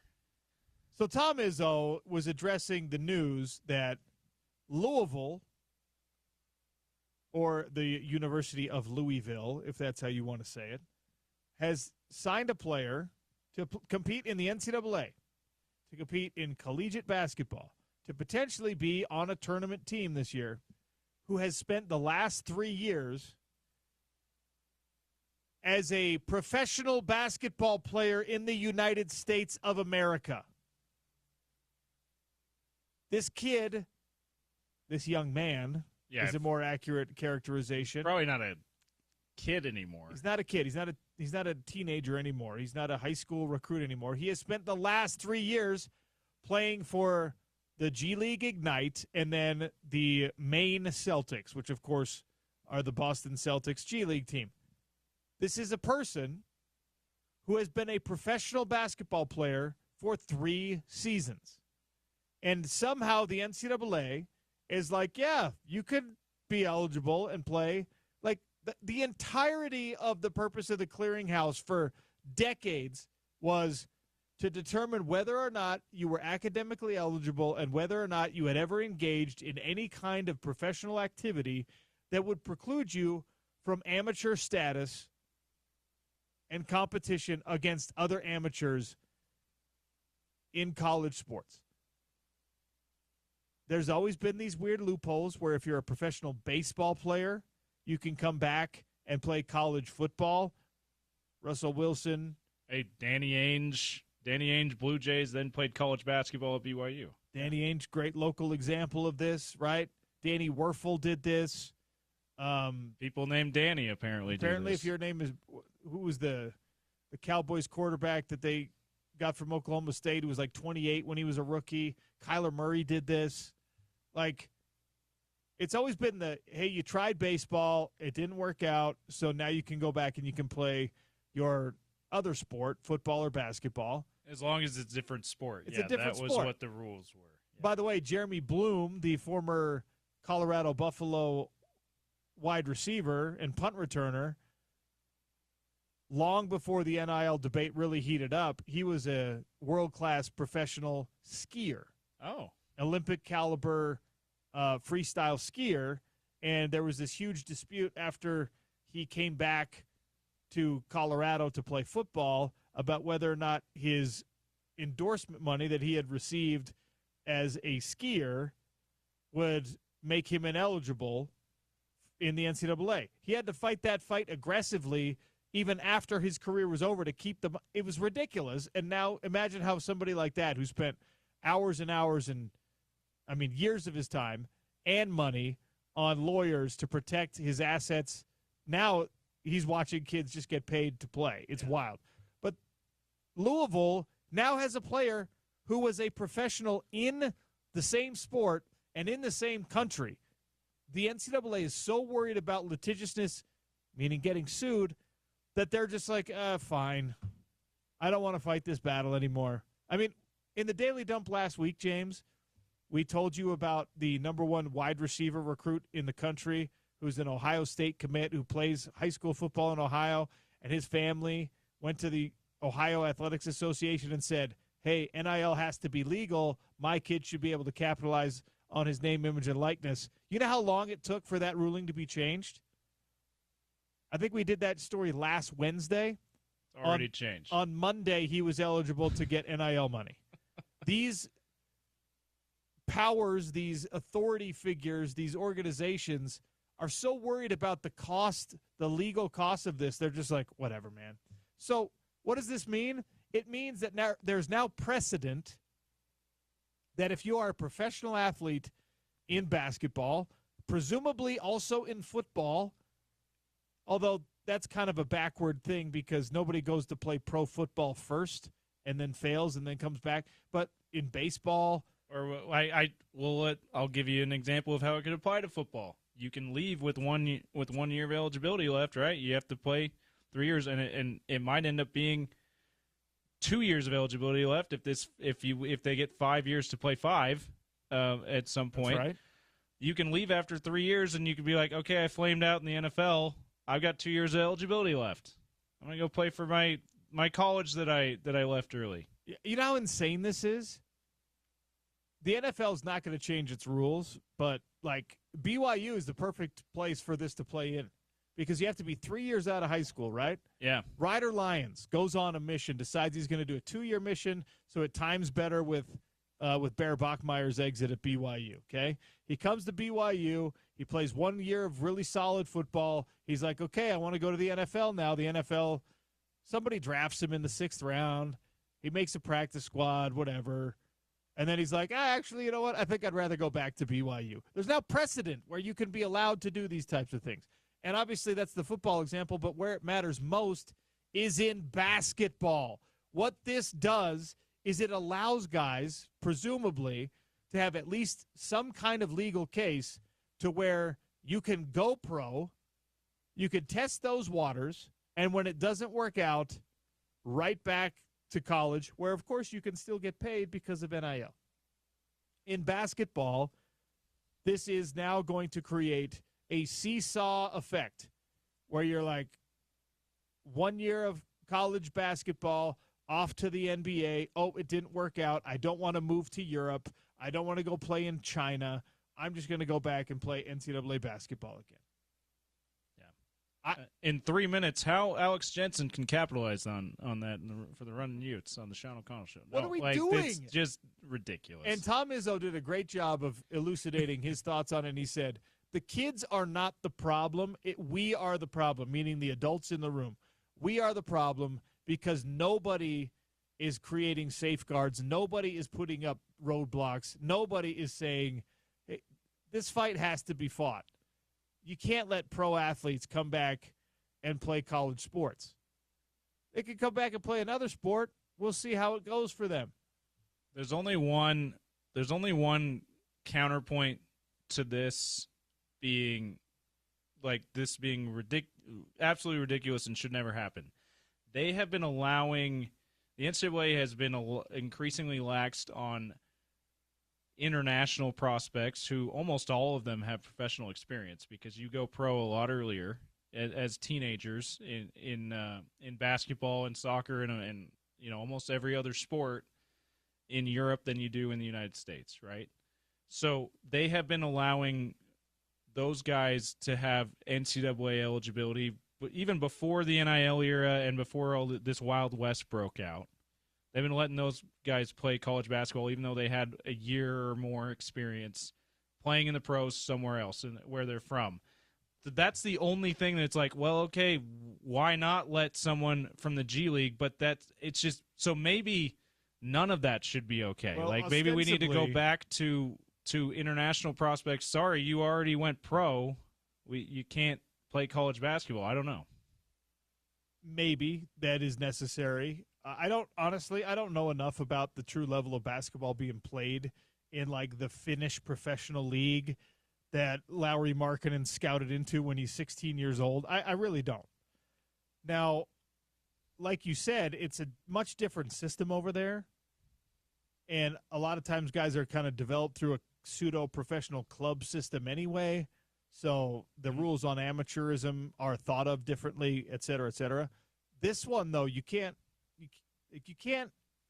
lean on any of the misunderstanding. It's just this is an American league that we understand very well. It is the NBA's developmental league. It is the G League. And it is supposed to be a higher level of basketball than any of those foreign leagues that we're talking about. And the NCAA. It's not higher than NCAA, but it's in theory it's supposed to be higher than that too. It's supposed to be better than all these things. It's supposed to be the next step up. And now you're saying, well, okay, you can go back down. And honestly, we're at a point now in college sports where when decisions like this become more common, right now it's just Louisville, it's just this one player. But if this becomes like a, I don't know, one player per team type thing or 5 players per conference type thing, it's going to force the hand of College Sports Commission, NCAA, whoever you think actually is making the decisions now, to just admit that you're a pro league. And you're a pro league that's willing to take other pros from other leagues and deal with it. Sign them as free agents. That's the same. That's like it. if you're going to in practice fail to differentiate yourself from what pro leagues do, what Eurobasket does, what the Serie A or the Premiership does, or whatever. If you're not going to do anything from a practical sense that differentiates you from player movement back and forth between those things, then you, the NCAA basketball, March Madness tournament goal as your basketball thing, you're just a pro league. We know that college sports are pro sports now, especially the revenue-producing sports, but you're going to have to just admit that and say, all right, eligibility is what it is. You can have kids whenever you want for however long you want. We're now a pro league. That's the danger here. That's the slippery slope we're headed down, because already student athletes have been like, well, why do we only get 5 years to play 5? Why do we only get to play 4 out of 5? Let's sue for 5 out of 5. And if they win 5 out of 5, the next step is the Diego Pavias of the world are going to be like, why can't I Van Wilder my way through this thing? I'm not going to be a great pro quarterback potentially in the NFL. Why can't I just spend 10 years at Vanderbilt? And they'll be like, oh, well, that's too much. Okay, well, then let me at least go test out if I'm going to be good in the NFL. And if I'm not, let me come back to Vanderbilt. That's what this kid's doing with Louisville in basketball. It's ridiculous. Hopefully this becomes an isolated incident and the NCAA and College Sports Commission is able to get some teeth. But that feels like we're a long ways away from that happening. So we may see more of this. And I love what Tom Izzo said. We're the problem, not the kids. But also he said, I'm going to get in trouble. And then he started talking about how stupid it is. I love that about the way he talked about this. Speaking of getting in trouble, sometimes you think you're going to get in trouble and then you don't. That happened to BYU football this weekend. We'll take 3 minutes and then I'll tell you what I'm discussing on the Sean O'Connell Show, ESPN 700 and 92.1 FM, proud part of Utah's ESPN radio network.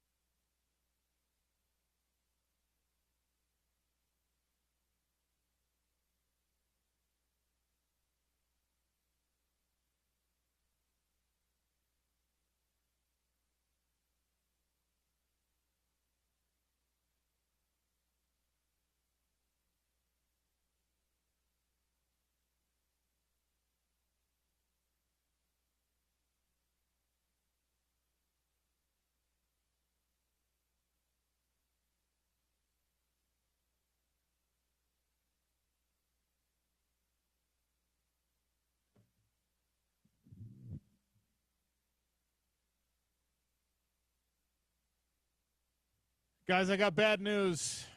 Utah fans, BYU might be living right. You know the field storming fine that Arizona State had to pay? Guess what? BYU doesn't have to do it. What? BYU doesn't have to pay a field storming fine for some reason. Is it so? Big 12 has fines and they have the 15-yard. They have the penalties, right? That's throwing stuff on the field. Never mind. I'm thinking of the Texas Tech story Texas with the Tech tortillas. with the tortillas That's is different. Crazy. Thing. Yeah, different thing. Cody Campbell, their billionaire booster, had to say, "Hey, please stop throwing tortillas, everyone. It's not good for the team." Joey McGuire said that in multiple weekly press conferences. Anyway, sorry for the tangent. Kalani Sitake, if you were doing what you're supposed to do as a Utah fan and you were listening to the Utah postgame presser and the Utah postgame show right here on ESPN 700, you probably missed the fact that Kalani Sitake sat down and he said, "Hey, please don't rush the field." They actually made an announcement at LaVell Edwards Stadium. BYU students, don't rush the field. We'll have to pay a fine if you rush the field. The students rushed the field anyway. They all went down there. They milled around. The president of the university was crowd surfing. So I don't know how much you could really say, "Hey, you're not supposed to be out here," when he was literally crowd surfing. Yeah. I somehow there's a loophole somewhere to where BYU didn't have to pay the fine. Now, another part of the story was that the CEO of Crumble had promised in the locker room, he said, "Hey, I'm going to eat the fine. I'll pay the fine for you guys. That was a special moment for BYU football, yada, yada, yada," right? Well, now they don't have to pay a fine. But there is a positive outcome to this. Jason McGowan is his name, the CEO of Crumble Cookies,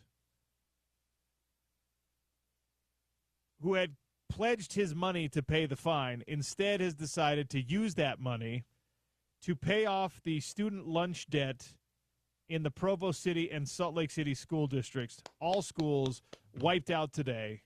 Instead of having to pay some stupid, meaningless, unnecessary fine to the Big 12, he used the money, which I think, it's $50,000 for the field storming fine, used that money to pay off the student lunch debt in the Provo City and Salt Lake City school districts. That's a classy move. You got to give flowers where they're deserved.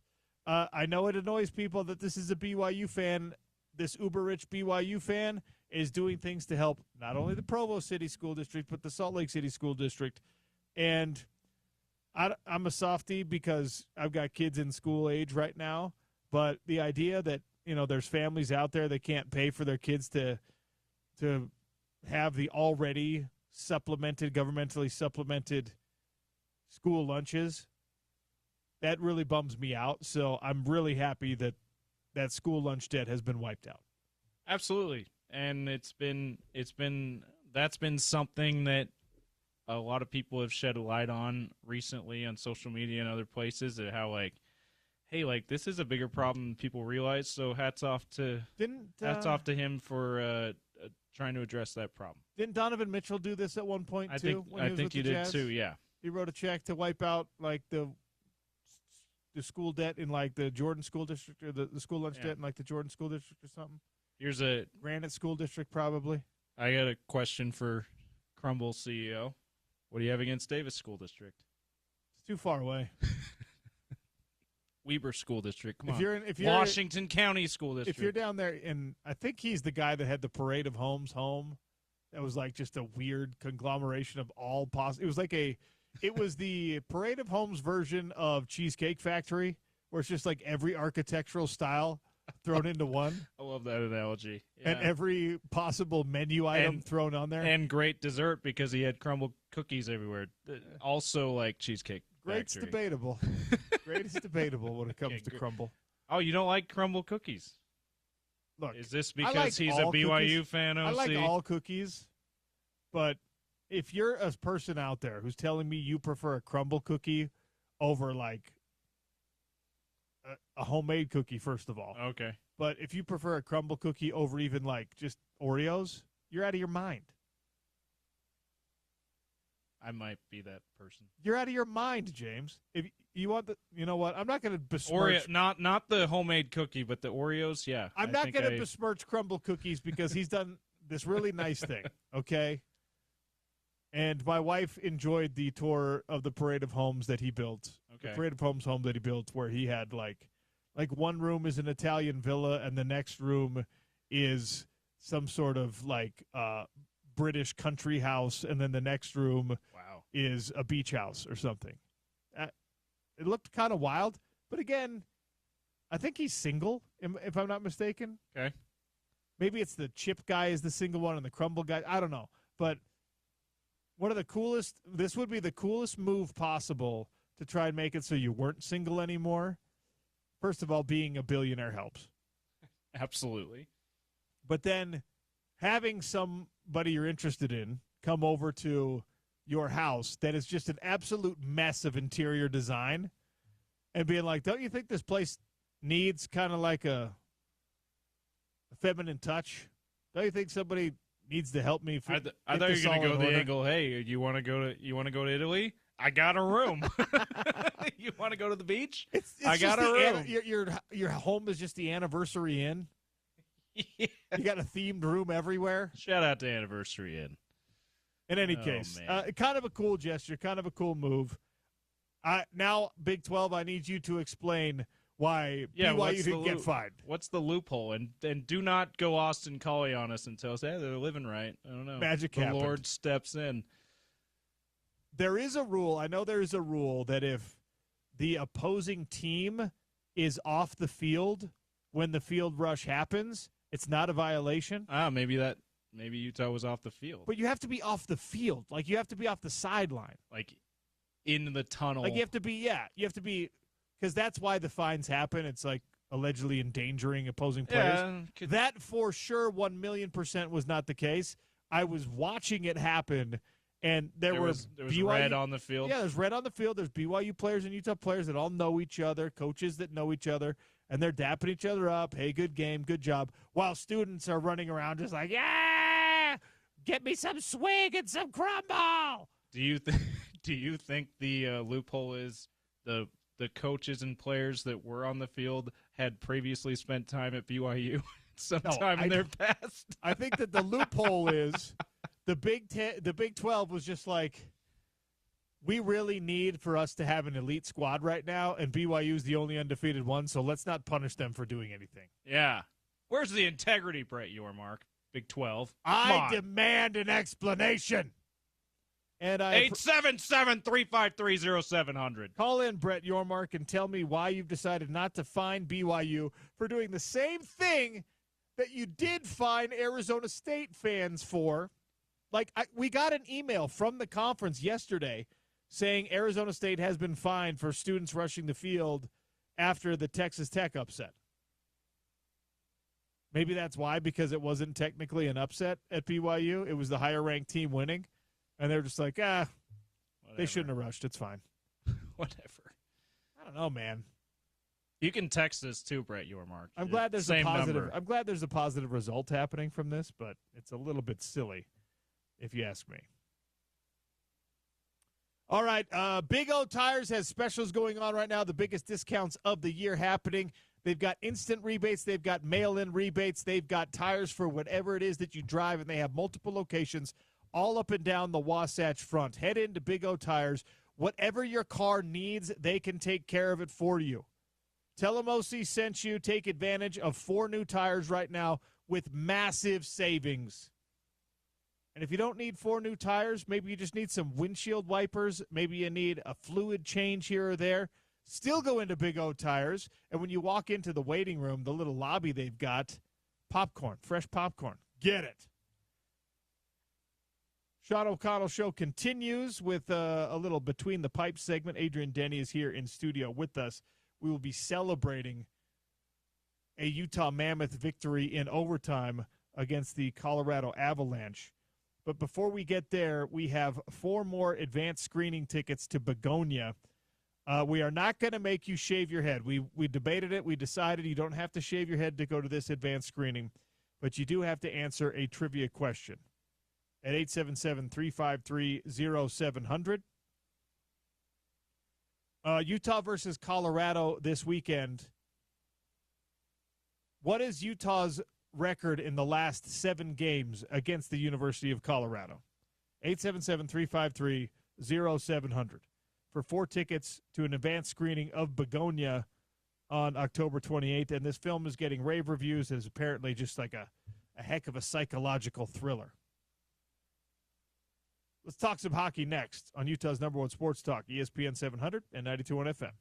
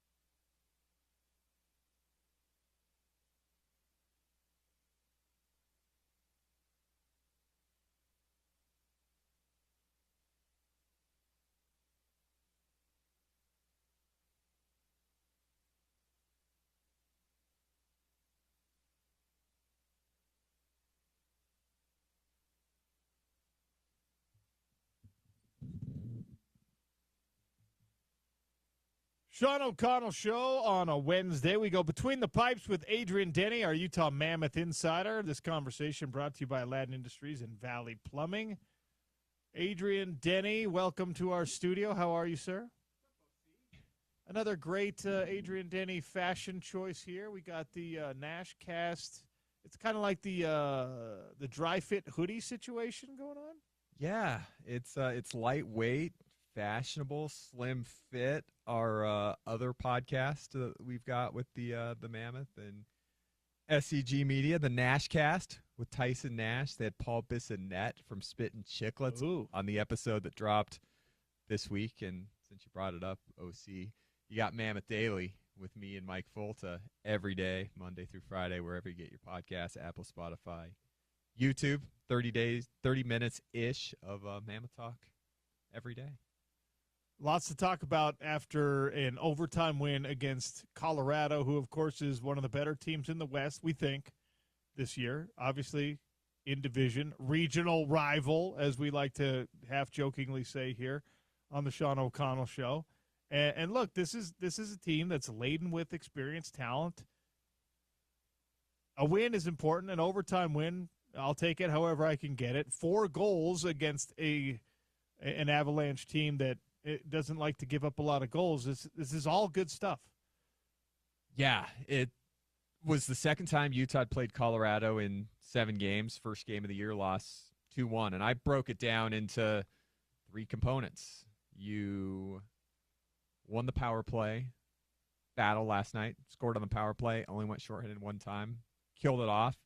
Your stars outperformed their stars, and your goaltender outperformed their goaltender. So head-to-head, another 1-goal game with Utah and the Avs, and that's what I equated it to. Another game-winning goal for Dylan Guenther. He's already got 3 of those this season. He's up to 4 on the year. Every goal he scored is tied or giving Utah the lead. More multiple points for the captain, Clayton Keller. Nick Schmaltz, 5th leading scorer in the NHL. He had 4 goals and 4 assists on the homestand, and Mikhail Sergachev got his first 3 points of the year last night. Just all of a sudden. So that was kind of fun, the head-to-head with stars for Utah going up against the stars of the Avs, Nathan McKinnon, Marty Necas, Cale Makar, and winning a game and being able to diagram how they won the game.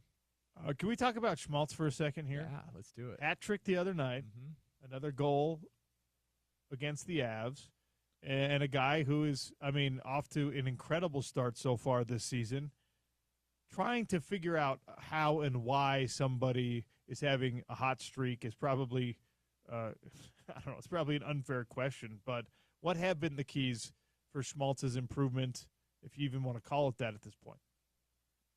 The way he's reading situations on the ice, like it's like when he has the puck, that's where it's starting. When he has the puck, you can tell his instinct is like, okay, is the shot here? Is the pass here? If I skate down here, is Keller going to be here? And just his internal vision has opened up a lot, and he's been in the right spot for everything. Throughout the last 3 games, the hat trick on Friday night, the big goal that he picked up that tied the game on Tuesday night. But he's a guy that's, last year he quietly put up 63 points. He didn't get his first goal until the Saturday after Thanksgiving last year when he got 2, but he still ended up with 20 goals. So he's kind of always added up the points. In the last 4 years, he's had anywhere from 58 to 63 points in 82 games. But the way that they came in bunches, he's another guy who have a 2-point night and a couple of assists, but really noticed it when he got those 3 goals and he was everywhere. And Keller finishes the homestand with multiple points in 3 straight. As I said, those 2 have played together for years, and Barrett Hayton, their centerman, who missed the first couple games injured. So it's Utah's top line, and they really looked good together. It really looked comfortable, but it wasn't just a game against San Jose. It wasn't just a game against Boston. It wasn't just a game against Colorado. 3 different teams. They were dominating everybody. One of the hat trick goals, you would remember better than I if it was the second or the third. He's in the corner with Cooley, and they're like 8 feet apart. They're so close to one another on the ice, and I won't pretend like I have an intimate understanding of offensive formation in hockey, or when you're supposed to give yourself a little bit more space, you're supposed to draw someone away so that the defense have to follow you or whatever. But the instantaneous understanding of intention, the communication, verbal or otherwise, and I think nonverbal in this case, where you got that one-timer goal, just a nice little drop pass, and, goaltender is focused in on Cooley in the corner, and they're in the same field of vision, I would assume. I'm not looking through that goalie's mask, but just a nice little touch pass, and boom. I'm just impressed by things like that happening so rapidly, and it feels like that's all the result of work done together, of team chemistry, of these guys getting on the same page in a way that can only be good for this team's long-term and playoff hopes. It's the difference between the homestand and the road trip. Sure. On the road trip, they went 1-2, scored 5 goals in 3 games, and came home, and it clicked. And hockey's so fast. You've got a split instant to make that decision, to take advantage of the opportunity, or the opponent's going to see it, and they're going to converge in. And so that's how in sync that they were on this homestand. Put up 4 goals a game. And again, it wasn't just one game. It wasn't just 6 goals against San Jose. Sure. They put up 4 against Colorado, and Colorado's a team that came in 5-0-2. Excuse me, 5-0-1. They're now 5-0-2. But in their 5 wins, they allowed a single goal in all 5. And in their 2 losses so far, 1 in overtime, 1 in a shootout, they've allowed 4, and they've allowed 5. 4 to Utah, 5 to Dallas. So being able to push through on Colorado especially is impressive. And last night, it wasn't just that they scored 4 goals, it's when they scored them. So the Avs went up 1-0. And then that crazy second period, you had the goal disallowed on the offside challenge. You had Jack McBain get hurt 2 minutes later, so he left the game, was out for the rest of the night. So you're down a forward, so you're mixing and matching your forward lines, and then you have a goal disallowed because Liam O'Brien gets called for goalie interference. And we can talk about that in a second if you want, on how much I love it when a goal is disallowed for goaltender interference. Okay, we'll get to that. But they just kept going. And then Schmaltz gets the goal, ties it. 3 minutes later, a mixed and matched line of Michael Carconi and Kevin Stenlund forces a turnover. Lawson Krause is wide open, roofed it 2-1. So you're ahead. You go to the third period. Colorado ties it. Did not care for how Utah handled it. It was a dump in by the Avs. Utah defenseman behind the net has the puck, looking to rim it out up the boards. Didn't get it out. Avs pick it off and score. Yeah. So we're tied. Okay. Well, guess what, John? Nobody's perfect in this game, not even the Colorado Avalanche. Because about 4 minutes later, 4 or 5, 6 minutes later, the Avs dump a puck into the Utah zone. Colorado goes to retrieve it behind the net. Guess what? They didn't get it out. Mikhail Sergachev intercepts, scores 3-2. So a response there. Again, you fall behind, you take the lead, they tie it. Keep playing in the third period. Had some great chances to go up by 2 goals. Some good saves, some nets that Utah missed, but then Colorado tied us again late in the game, right as they're pulling the goalie to go 6-on-5. Didn't have to because Marty Natchez tied the game. And then in overtime, just another overtime that's just completely dominated by Utah, just like the Nashville game, second game of the year. They possessed the puck the whole overtime. Whole time. Colorado won the faceoff, and then Mikhail Sergachev took the puck away, and Keller got it to Gunther. So the way they responded in all of those moments to Colorado to not let them get any of the momentum, I think that's another big thing that we're looking at from year 1 to year 2 is just kind of the composure, the maturity, staying even keeled, not getting too high, not going bananas that you got a 1-goal lead against the Avs with 5 minutes left and completely unraveling. So just to sum it up a little bit, I think mentally you got that, and then the way that they got in sync offensively with the top 6 forwards, with the skill that we knew that they had to put up for on Colorado.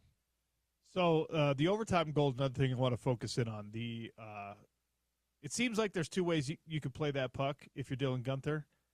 The redirect for a goal and a game winner, which is obviously the right decision and was pretty incredible and showed a remarkable amount of skill with stick work and skating and understanding of Keller's positioning and all that stuff. I mean, that was a thing of beauty.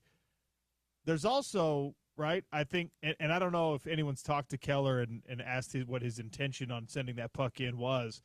There's also, if you're Dylan Gunther, you can possess that thing behind the net, and you can kind of set up some offense there. You can pass it out and let your team kind of build an attack from there. Obviously, the highlight reel way to do it was so impressive and incredible.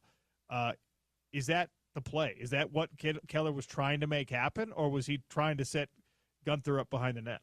I think option A is what happened. Just with the way this team likes to play in transition, likes to play fast. They had a good homestand of possessing the puck in the Colorado zone and doing option B, as you said, but Gunther was skating so fast to the net, and he was joking after the game because one of our friends in the media said how great was that pass from Clayton Keller, and he's like, well, honestly, it was a little behind me. and he's like, no, I was just a little ahead of the play. I had to go back, retrieve it, but what a move with a goalie that you're trying to avoid crashing into, right? So we didn't have another one of those situations. So, but to be able to kind of pick it up, I don't even know without getting dizzy how to reenact this for you, Sean. But he picks up the puck, his back's to the net, and kind of backhands it in. Like I've never seen that before. But it was a great move by Gunther, and yeah, when Keller had the puck, you could tell that's where that puck's going. Do something about it, Colorado. Well, you just alluded to trying to avoid crashing into the goalie, but 3 minutes ago you said you also like when people crash into the goalie. You like I do. You love spicy tuna with a goalie interference. Why is that? Is that a tone setting type thing? Why do you like that? For me, it is worth the sacrifice of having a goal disallowed from time to time when you are playing in front of the opponent's net.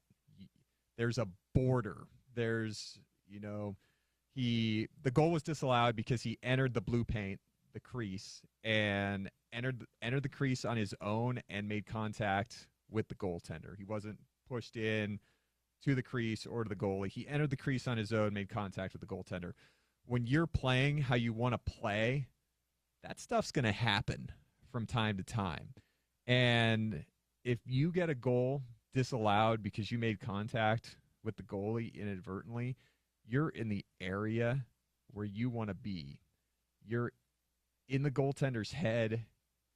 If you don't make contact with him, you're blocking his view. But I think that's just the process where you want to be. And sometimes there's some sacrifice that, okay, we got a goal disallowed because there was contact with the goalie, but that's how we want to play. And over the course of a game, playing that way is going to benefit us to ultimately win for those reasons, because the goalie can't stop what he can't see.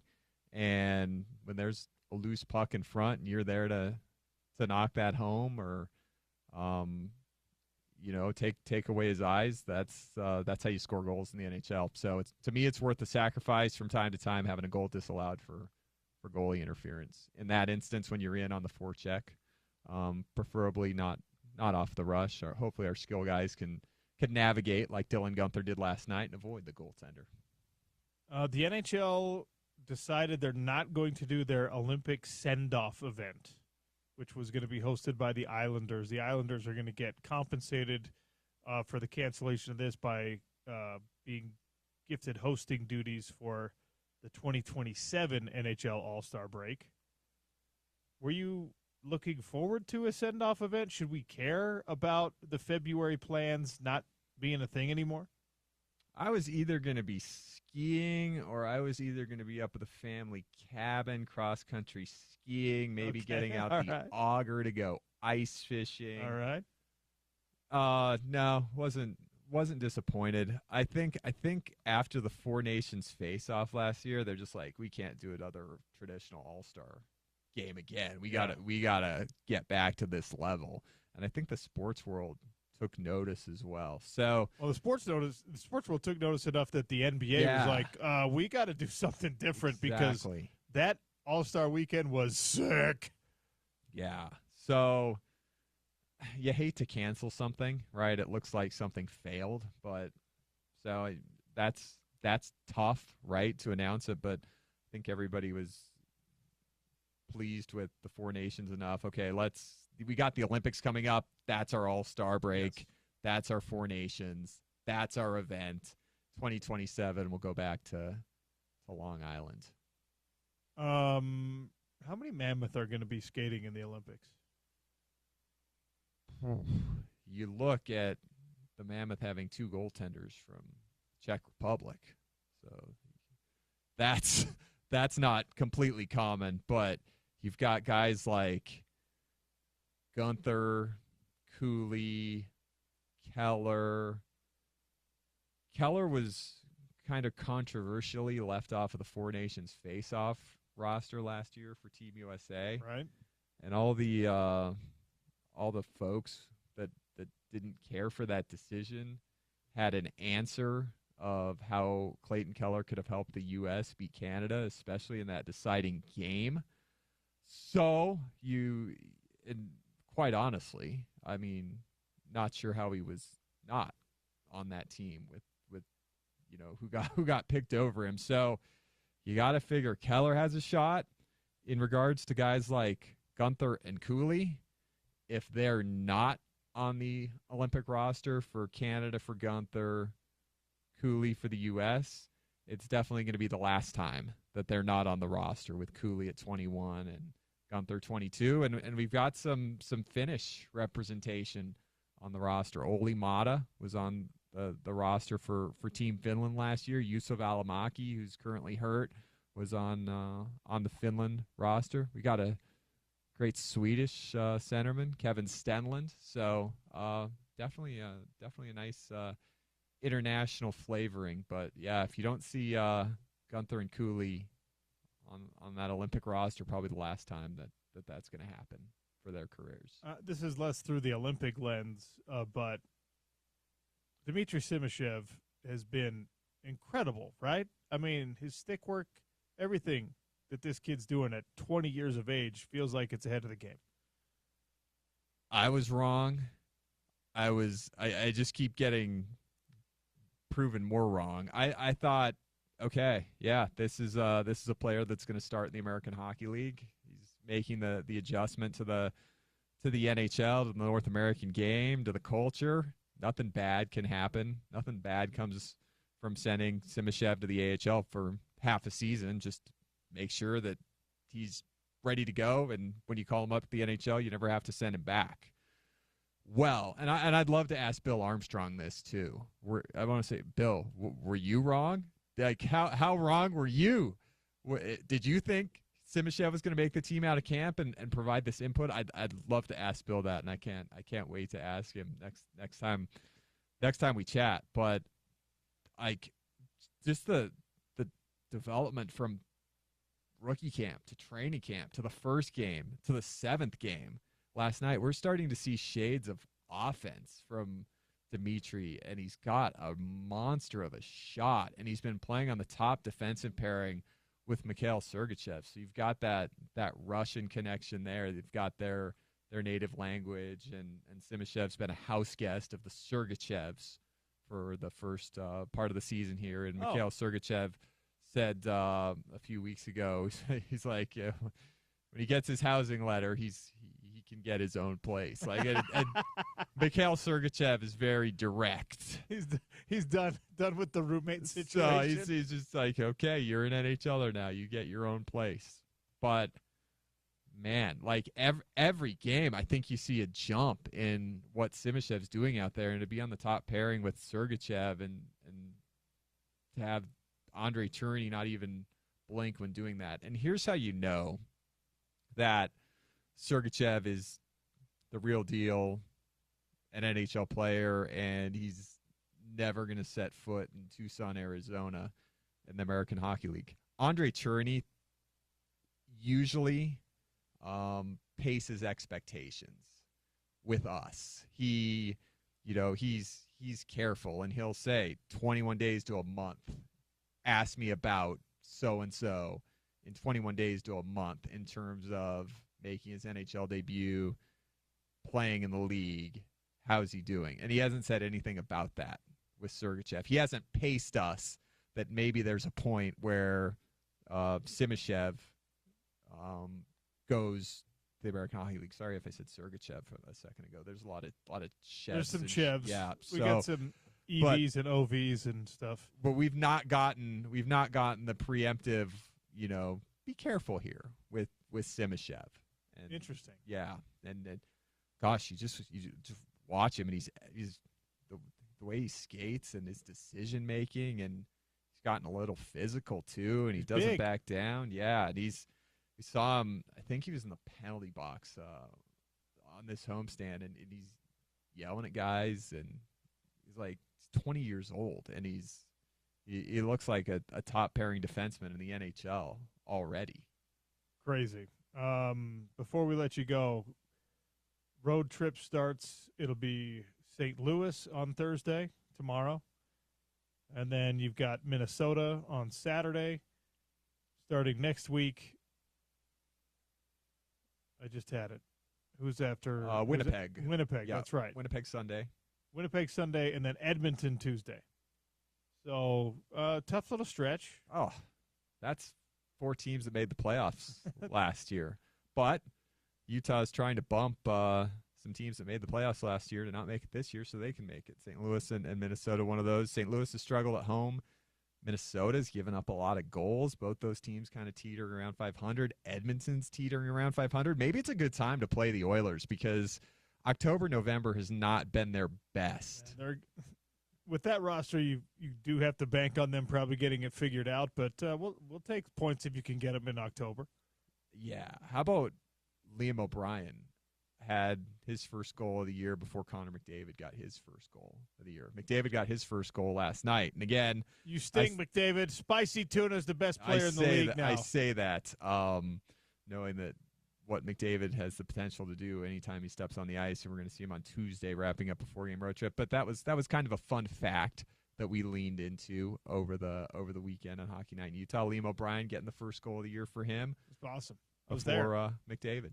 How many points did the Mammoth / Utah Hockey Club, how many points did they have at this juncture of the year last year? So they got off to that 4-1-1 start, right? Okay. The emotional home opener, and then they were scoring, and they started off 3-0, and then lost that game in New Jersey when Sean Dursey got hurt for what would be over half the year. They went to Anaheim, played a wild one, so they came back home 3-1-1, and then they had that crazy Saturday night against Boston, second home game where they're down 1-0, tied it in the third late, won it in overtime. So they're 4-1-1, okay? So 4-1-1 last year, 5-2 this year. But then Sean, with the injury to Sean Dursey, and things kind of catching up to him in a couple different ways, they ended up losing 3 in a row. Which became a 4-game winless skid because they lost a 4-1 lead with less than 5 minutes left to San Jose in game number 10. So they were 4-4-2 after 10 games last year.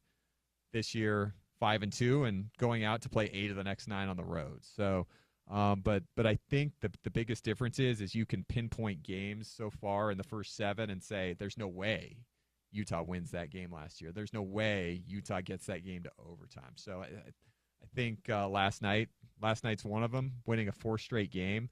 That was something Utah did once last year. It came in December. So last night the test was, okay, can we win a 4 straight game? Can we go 4-0 on a homestand? And can we also beat a team like Colorado after playing 3 non-playoff teams? Okay, I lied. One more question. We were just talking about this and kind of trashing the NCAA because they've allowed now, there's 2 guys this year. Santa Clara is going to have another one. Louisville's got one, who were playing in the G League, which is, of course, the NBA's developmental league, and are now being allowed to go back and play NCAA basketball with eligibility, which you're not supposed to be able to go from pro to amateur in the same sport. That's never been a thing before. College hockey and club and juniors hockey they cross-pollinate and things like that in terms of NHL development. But have we ever seen that where someone is like even overseas in a pro club and then they're given college eligibility to go play for like Duluth or Denver or somebody like that? I heard of 1 case, maybe 2 cases. Okay. This year, same exact thing. Guy plays in the ECHL, which is AA hockey equivalent. So the Grizzlies are in the ECHL. Played in the ECHL and is playing college hockey this year. Interesting. Yeah. Don't like it. It's so strange. It's very so odd, strange. but it's the way things are with college sports being pro sports now. Sports are sports, though, man. So Yeah. fun. Not going to ruin it, right? How many No. times have we said, "Oh, college football is so ruined," and college football is better than ever? It's so much fun to watch. Adrian, it's always great having you in here. Thanks for being here. Sorry for taking up so much of your time. Oh, thanks for having me, Sean. Love coming in because I always go over and get a slice of pizza at Cecilia. Oh, nice. Yeah, before coming up. So make a day out of it coming to downtown to hang out with you. I love it. Love every second. That's Adrian Denny, Between the Pipes, brought to you by Aladdin Industries and Valley Plumbing. We've really chewed up a lot of time. We'll get back on clock, maybe, someday. Probably not. It's the Sean O'Connell Show, ESPN 700 and 92.1 FM.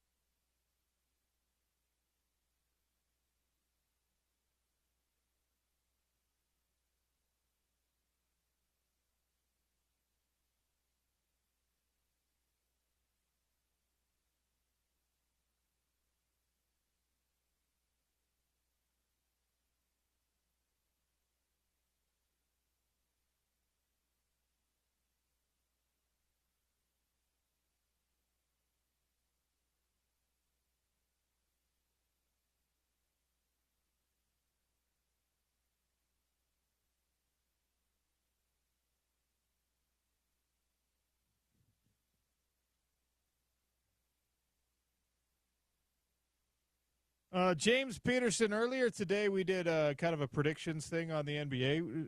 Remind me, did you have high hopes for the New York Knicks? Are you all in on the Knicks right now? I picked them as my finals team, yes. Interesting. But more out of they might be the best team in a terrible East. Them and the Cavs. More of a process of elimination than actually having super high hopes. I'll put that caveat out there. Is there bad news for the Knicks that just came out? Karl Anthony Towns is now out. That's not bad news for the Knicks, though. The Karl Anthony Towns is out for the Knicks. I feel even better about my Knicks pick now that Karl Anthony Towns is out.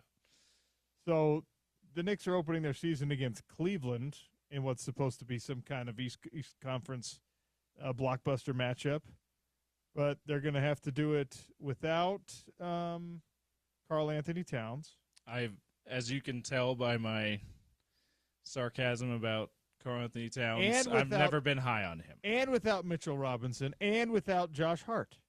Yeah, one game, but also, like I said, they've gotten deeper. They finally have a bench, at least on paper, and they, in theory, have a coach who's going to use their bench.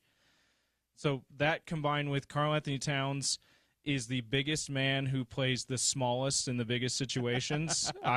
That's addition by subtraction for the Knicks. So it sounds like Mitchell Robinson and Josh Hart are going to, according to Shams, they're going to miss some real time to start the season. I mean, Josh Hart's a big absence for them. Mitchell Robinson is big for as far as their depth goes. But yeah, that aside, it's a long season. They should be fine as long as those guys are back for the playoffs, right? There was just a headline scrolling across the bottom of the ESPN in front of me. Joel Embiid not listed on the injury report. Oh. Like that's news, because it is. Because Joel Embiid is always hurt. But saying, like, the fact that you have to report on Joel Embiid not being on the injury report is all you need to know about Joel Embiid's NBA career so far. Oh, man. So he's playing tonight. He had a scope on his knee like 6 weeks ago or something. I knew that. I saw the news that he was practicing, and there's video that's been going around of him practicing. Did not think that meant he'd be ready for opening night, but okay. We'll see how many games he gets to play this year. The funniest player ever to rush back from some kind of surgery would be Joel Embiid. Yeah, I don't. To be fair, I haven't followed it closely enough to know if this is really rushing him back. Yeah, I don't either. But I'm still a little surprised, I guess, given his history, that he's back for opening night after missing last season with off-season knee surgery, or end-of-season knee surgery. Victor Wembanyama, Cooper Flagg in the Young Guns matchup tonight. Yeah, Young Guns in Texas. Look at that. You don't have to leave the state of Texas to find the two best young players potentially in the league. Are people here, are Utah fans watching Cooper Flagg with greater interest than normal because you wish you had him?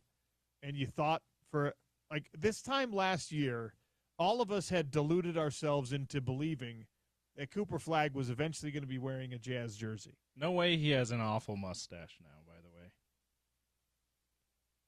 Cooper Flagg has the kind of facial hair that you lean into when you're 18 years old and you can finally start growing facial hair.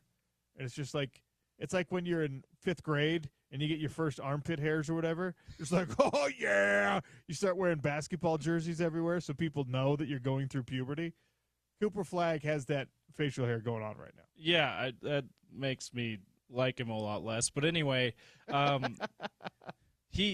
so are Jazz fans watching with greater interest? I don't think Jazz fans are watching the Mavs that closely this year. I think that the only way Jazz fans would be watching Cooper Flagg closely is if he was in a Jazz uniform. We're notoriously a market that does not watch the NBA. We watch the Jazz. So and the last couple of years we haven't been watching the Jazz even. So I don't believe that that's the case with Cooper Flagg.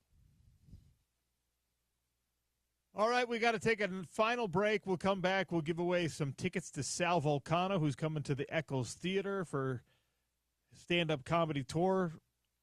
We'll have a trivia question for you, and we'll close it out. Is Spence Checketts here in studio today? He is on remote today. Oh, darn it. We'll talk about where we'll tease where he's going to be in the next segment. All right, Sean O'Connell Show. Wrap it up next on ESPN 700 and 92.1 FM.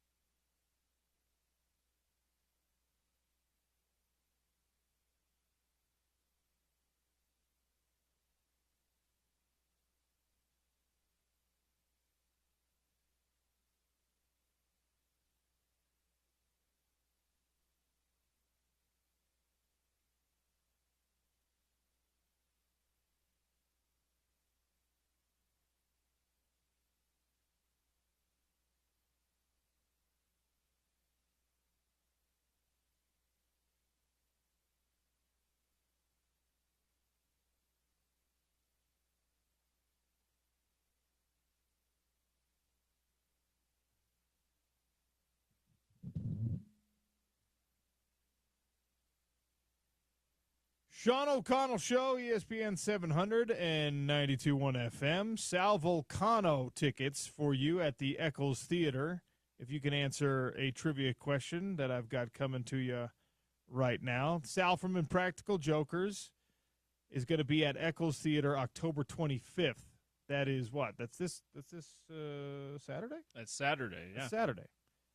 So if you don't have tickets to the Colorado game, go see Sal Vulcano, salvulcanocomedy.com, ESPN700sports.com for more details. We started the show today and spent a lot of time just now talking with Adrian Denny about this Utah Mammoth team, a great start to the season. And look, we're all getting used to the hockey vernacular and terminology. There are player points. There are team points, okay? Right now, Utah Mammoth, based on the results, their 5 wins and their 2 losses have how many? Excuse me. They have 10 points, which ranks where. It's tied for what ranking in the Western Conference standings right now. 10 points based on 5 results. Tied for what ranking in the Western Conference standings very early in the season? 877-353-0700. Fun show today. Trevor Riley was kind enough to join us. Obviously, we caught up with Adrian Denny. Bad news is Sarah Todd, I think, heard me trashing on the Jazz and the fact that they're not interesting enough because of a second straight year of tanking aggressively, and she canceled on us. So she said she lost her voice. We cannot confirm 100% that that's actually what happened. Yeah, the reason we can't confirm is because I called her on the phone. I did not hear any response. I don't know. Tell me. No. Did you really lose your voice and it's actually gone? It's not just raspy, it's gone. My claim is that fate intervened. You set some rules here after I had booked her that, hey, we're going to talk with Gordy and that's about it, about the Jazz. And then fate came in and said and took her voice away. Hold on. From It's us, not okay? it's not we're going to talk about we're going to talk with Gordy about all the Jazz stuff. We're going to talk about Walker Kessler's development. Ace We're going to Bailey, talk about Ace Bailey. other young guys. And we will mourn the eventual loss of Lowry Markkanen if it happens, and the trade rumors continue to swirl and buzz around the finisher. Oh, so I can book people like Sarah to talk about those guests on like a Wednesday Exclusively. or Friday. Just we need to preface it's going to be Just Ace on Bailey. those things, okay. It's going to be Ace Bailey. It's going to be Lowry. It's going to be Walker Kessler. And you know what? We could throw in uniform combinations. All right. We could throw in concessions prices. Okay. Because maybe some ticket prices as well. Also ticket prices because, sometimes I do love that feature on ESPN when it tells you can get into this Jazz game for $3. Like, oh, what? Really? Let me go see if that's true. Because $3, you can't do anything for. You can't go to McDonald's for $3 anymore. Yeah. You can go to a Jazz game for $3. Heck yeah, man. And they do have the bargain, the mountain menu. The mountain menu that is. You know what they call that? I think. By the way, we gotta cross-reference last year's mountain menu prices with this year's mountain menu prices. Did they go up? I think a couple of the things went up. I think a couple of things that were $2 last year are $3 this year. But I could be wrong. I don't want. That's Let's unfair. cross-reference, and maybe that's a grievance on Friday. Maybe that's a teaser unfair grievance. of me to just say that as fact. I'm telling you, I think that's the case. I don't know that that's the case. All right, I'm not stating it as 100% true fact yet. No crosstalk today because Spence is indeed on remote at the Paris RV blowout sale. You've been hearing the commercials. Layton Hills Mall, of course, just off I-15 in Layton. You can see it from the freeway. Yeah. So he'll be out. That's a great trying event. to sell some RVs. I love going up to the Layton Hills Mall for that event. So I'm a little bit upset. You were at the last one in Provo too. Yes, so we did one down in Provo. They love the mall parking lots for this sort of thing. It's a great place. Paris. I mean, I'm telling you, the selection they have on those Paris RV super sales is really phenomenal. It's like down from like the $4,000 or $5,000 budget all the way to like the over $100,000 for the big campers with the push outs and the big screen TVs and things like that. It's really, really impressive what technology has done for the camping experience. If you want to glamp a little bit, if you don't want to be just out there in a tent. Who wins the matchup of the young guns tonight? Victor Wembanyama or Cooper Flagg? Well, I think the Spurs have a better team than the Mavs do. I kind of went all in on them being really good by saying I think Wemby's going to be the MVP. So I think the Spurs have a better team than the Mavs do. They're not going to have Kyrie until like March probably, and they're not going to have Anthony Davis at some point this year. The guy always gets injured. So I'm going to say that's long term, but I think Wemby's a better player. I definitely think Wemby's a better player than Cooper is right now. I don't think Cooper's going to be a star right away. He will be a star eventually. So, yeah, all that being said, I like the Spurs tonight. Maybe that'll make the Jazz fans who are still bitter about losing out on flag feels slightly better. Well, watch Dylan Harper be awesome. The other guy that that we had our hopes hinged on. If you can't get number 1, get number 2. Didn't work out, and he's on the Spurs. So there you go. You can watch him tonight too, bitter Jazz fans, at how that played out. Thanks for listening to the show today. Thanks to everyone who joined us on the show today. Stay tuned for the Drive with Spence Checketts. He's at the Paris RV closeout sale at Layton Hills Mall. Swing by, say hello. He'll have some things to give away. We'll do the Sean O'Connell Show again tomorrow.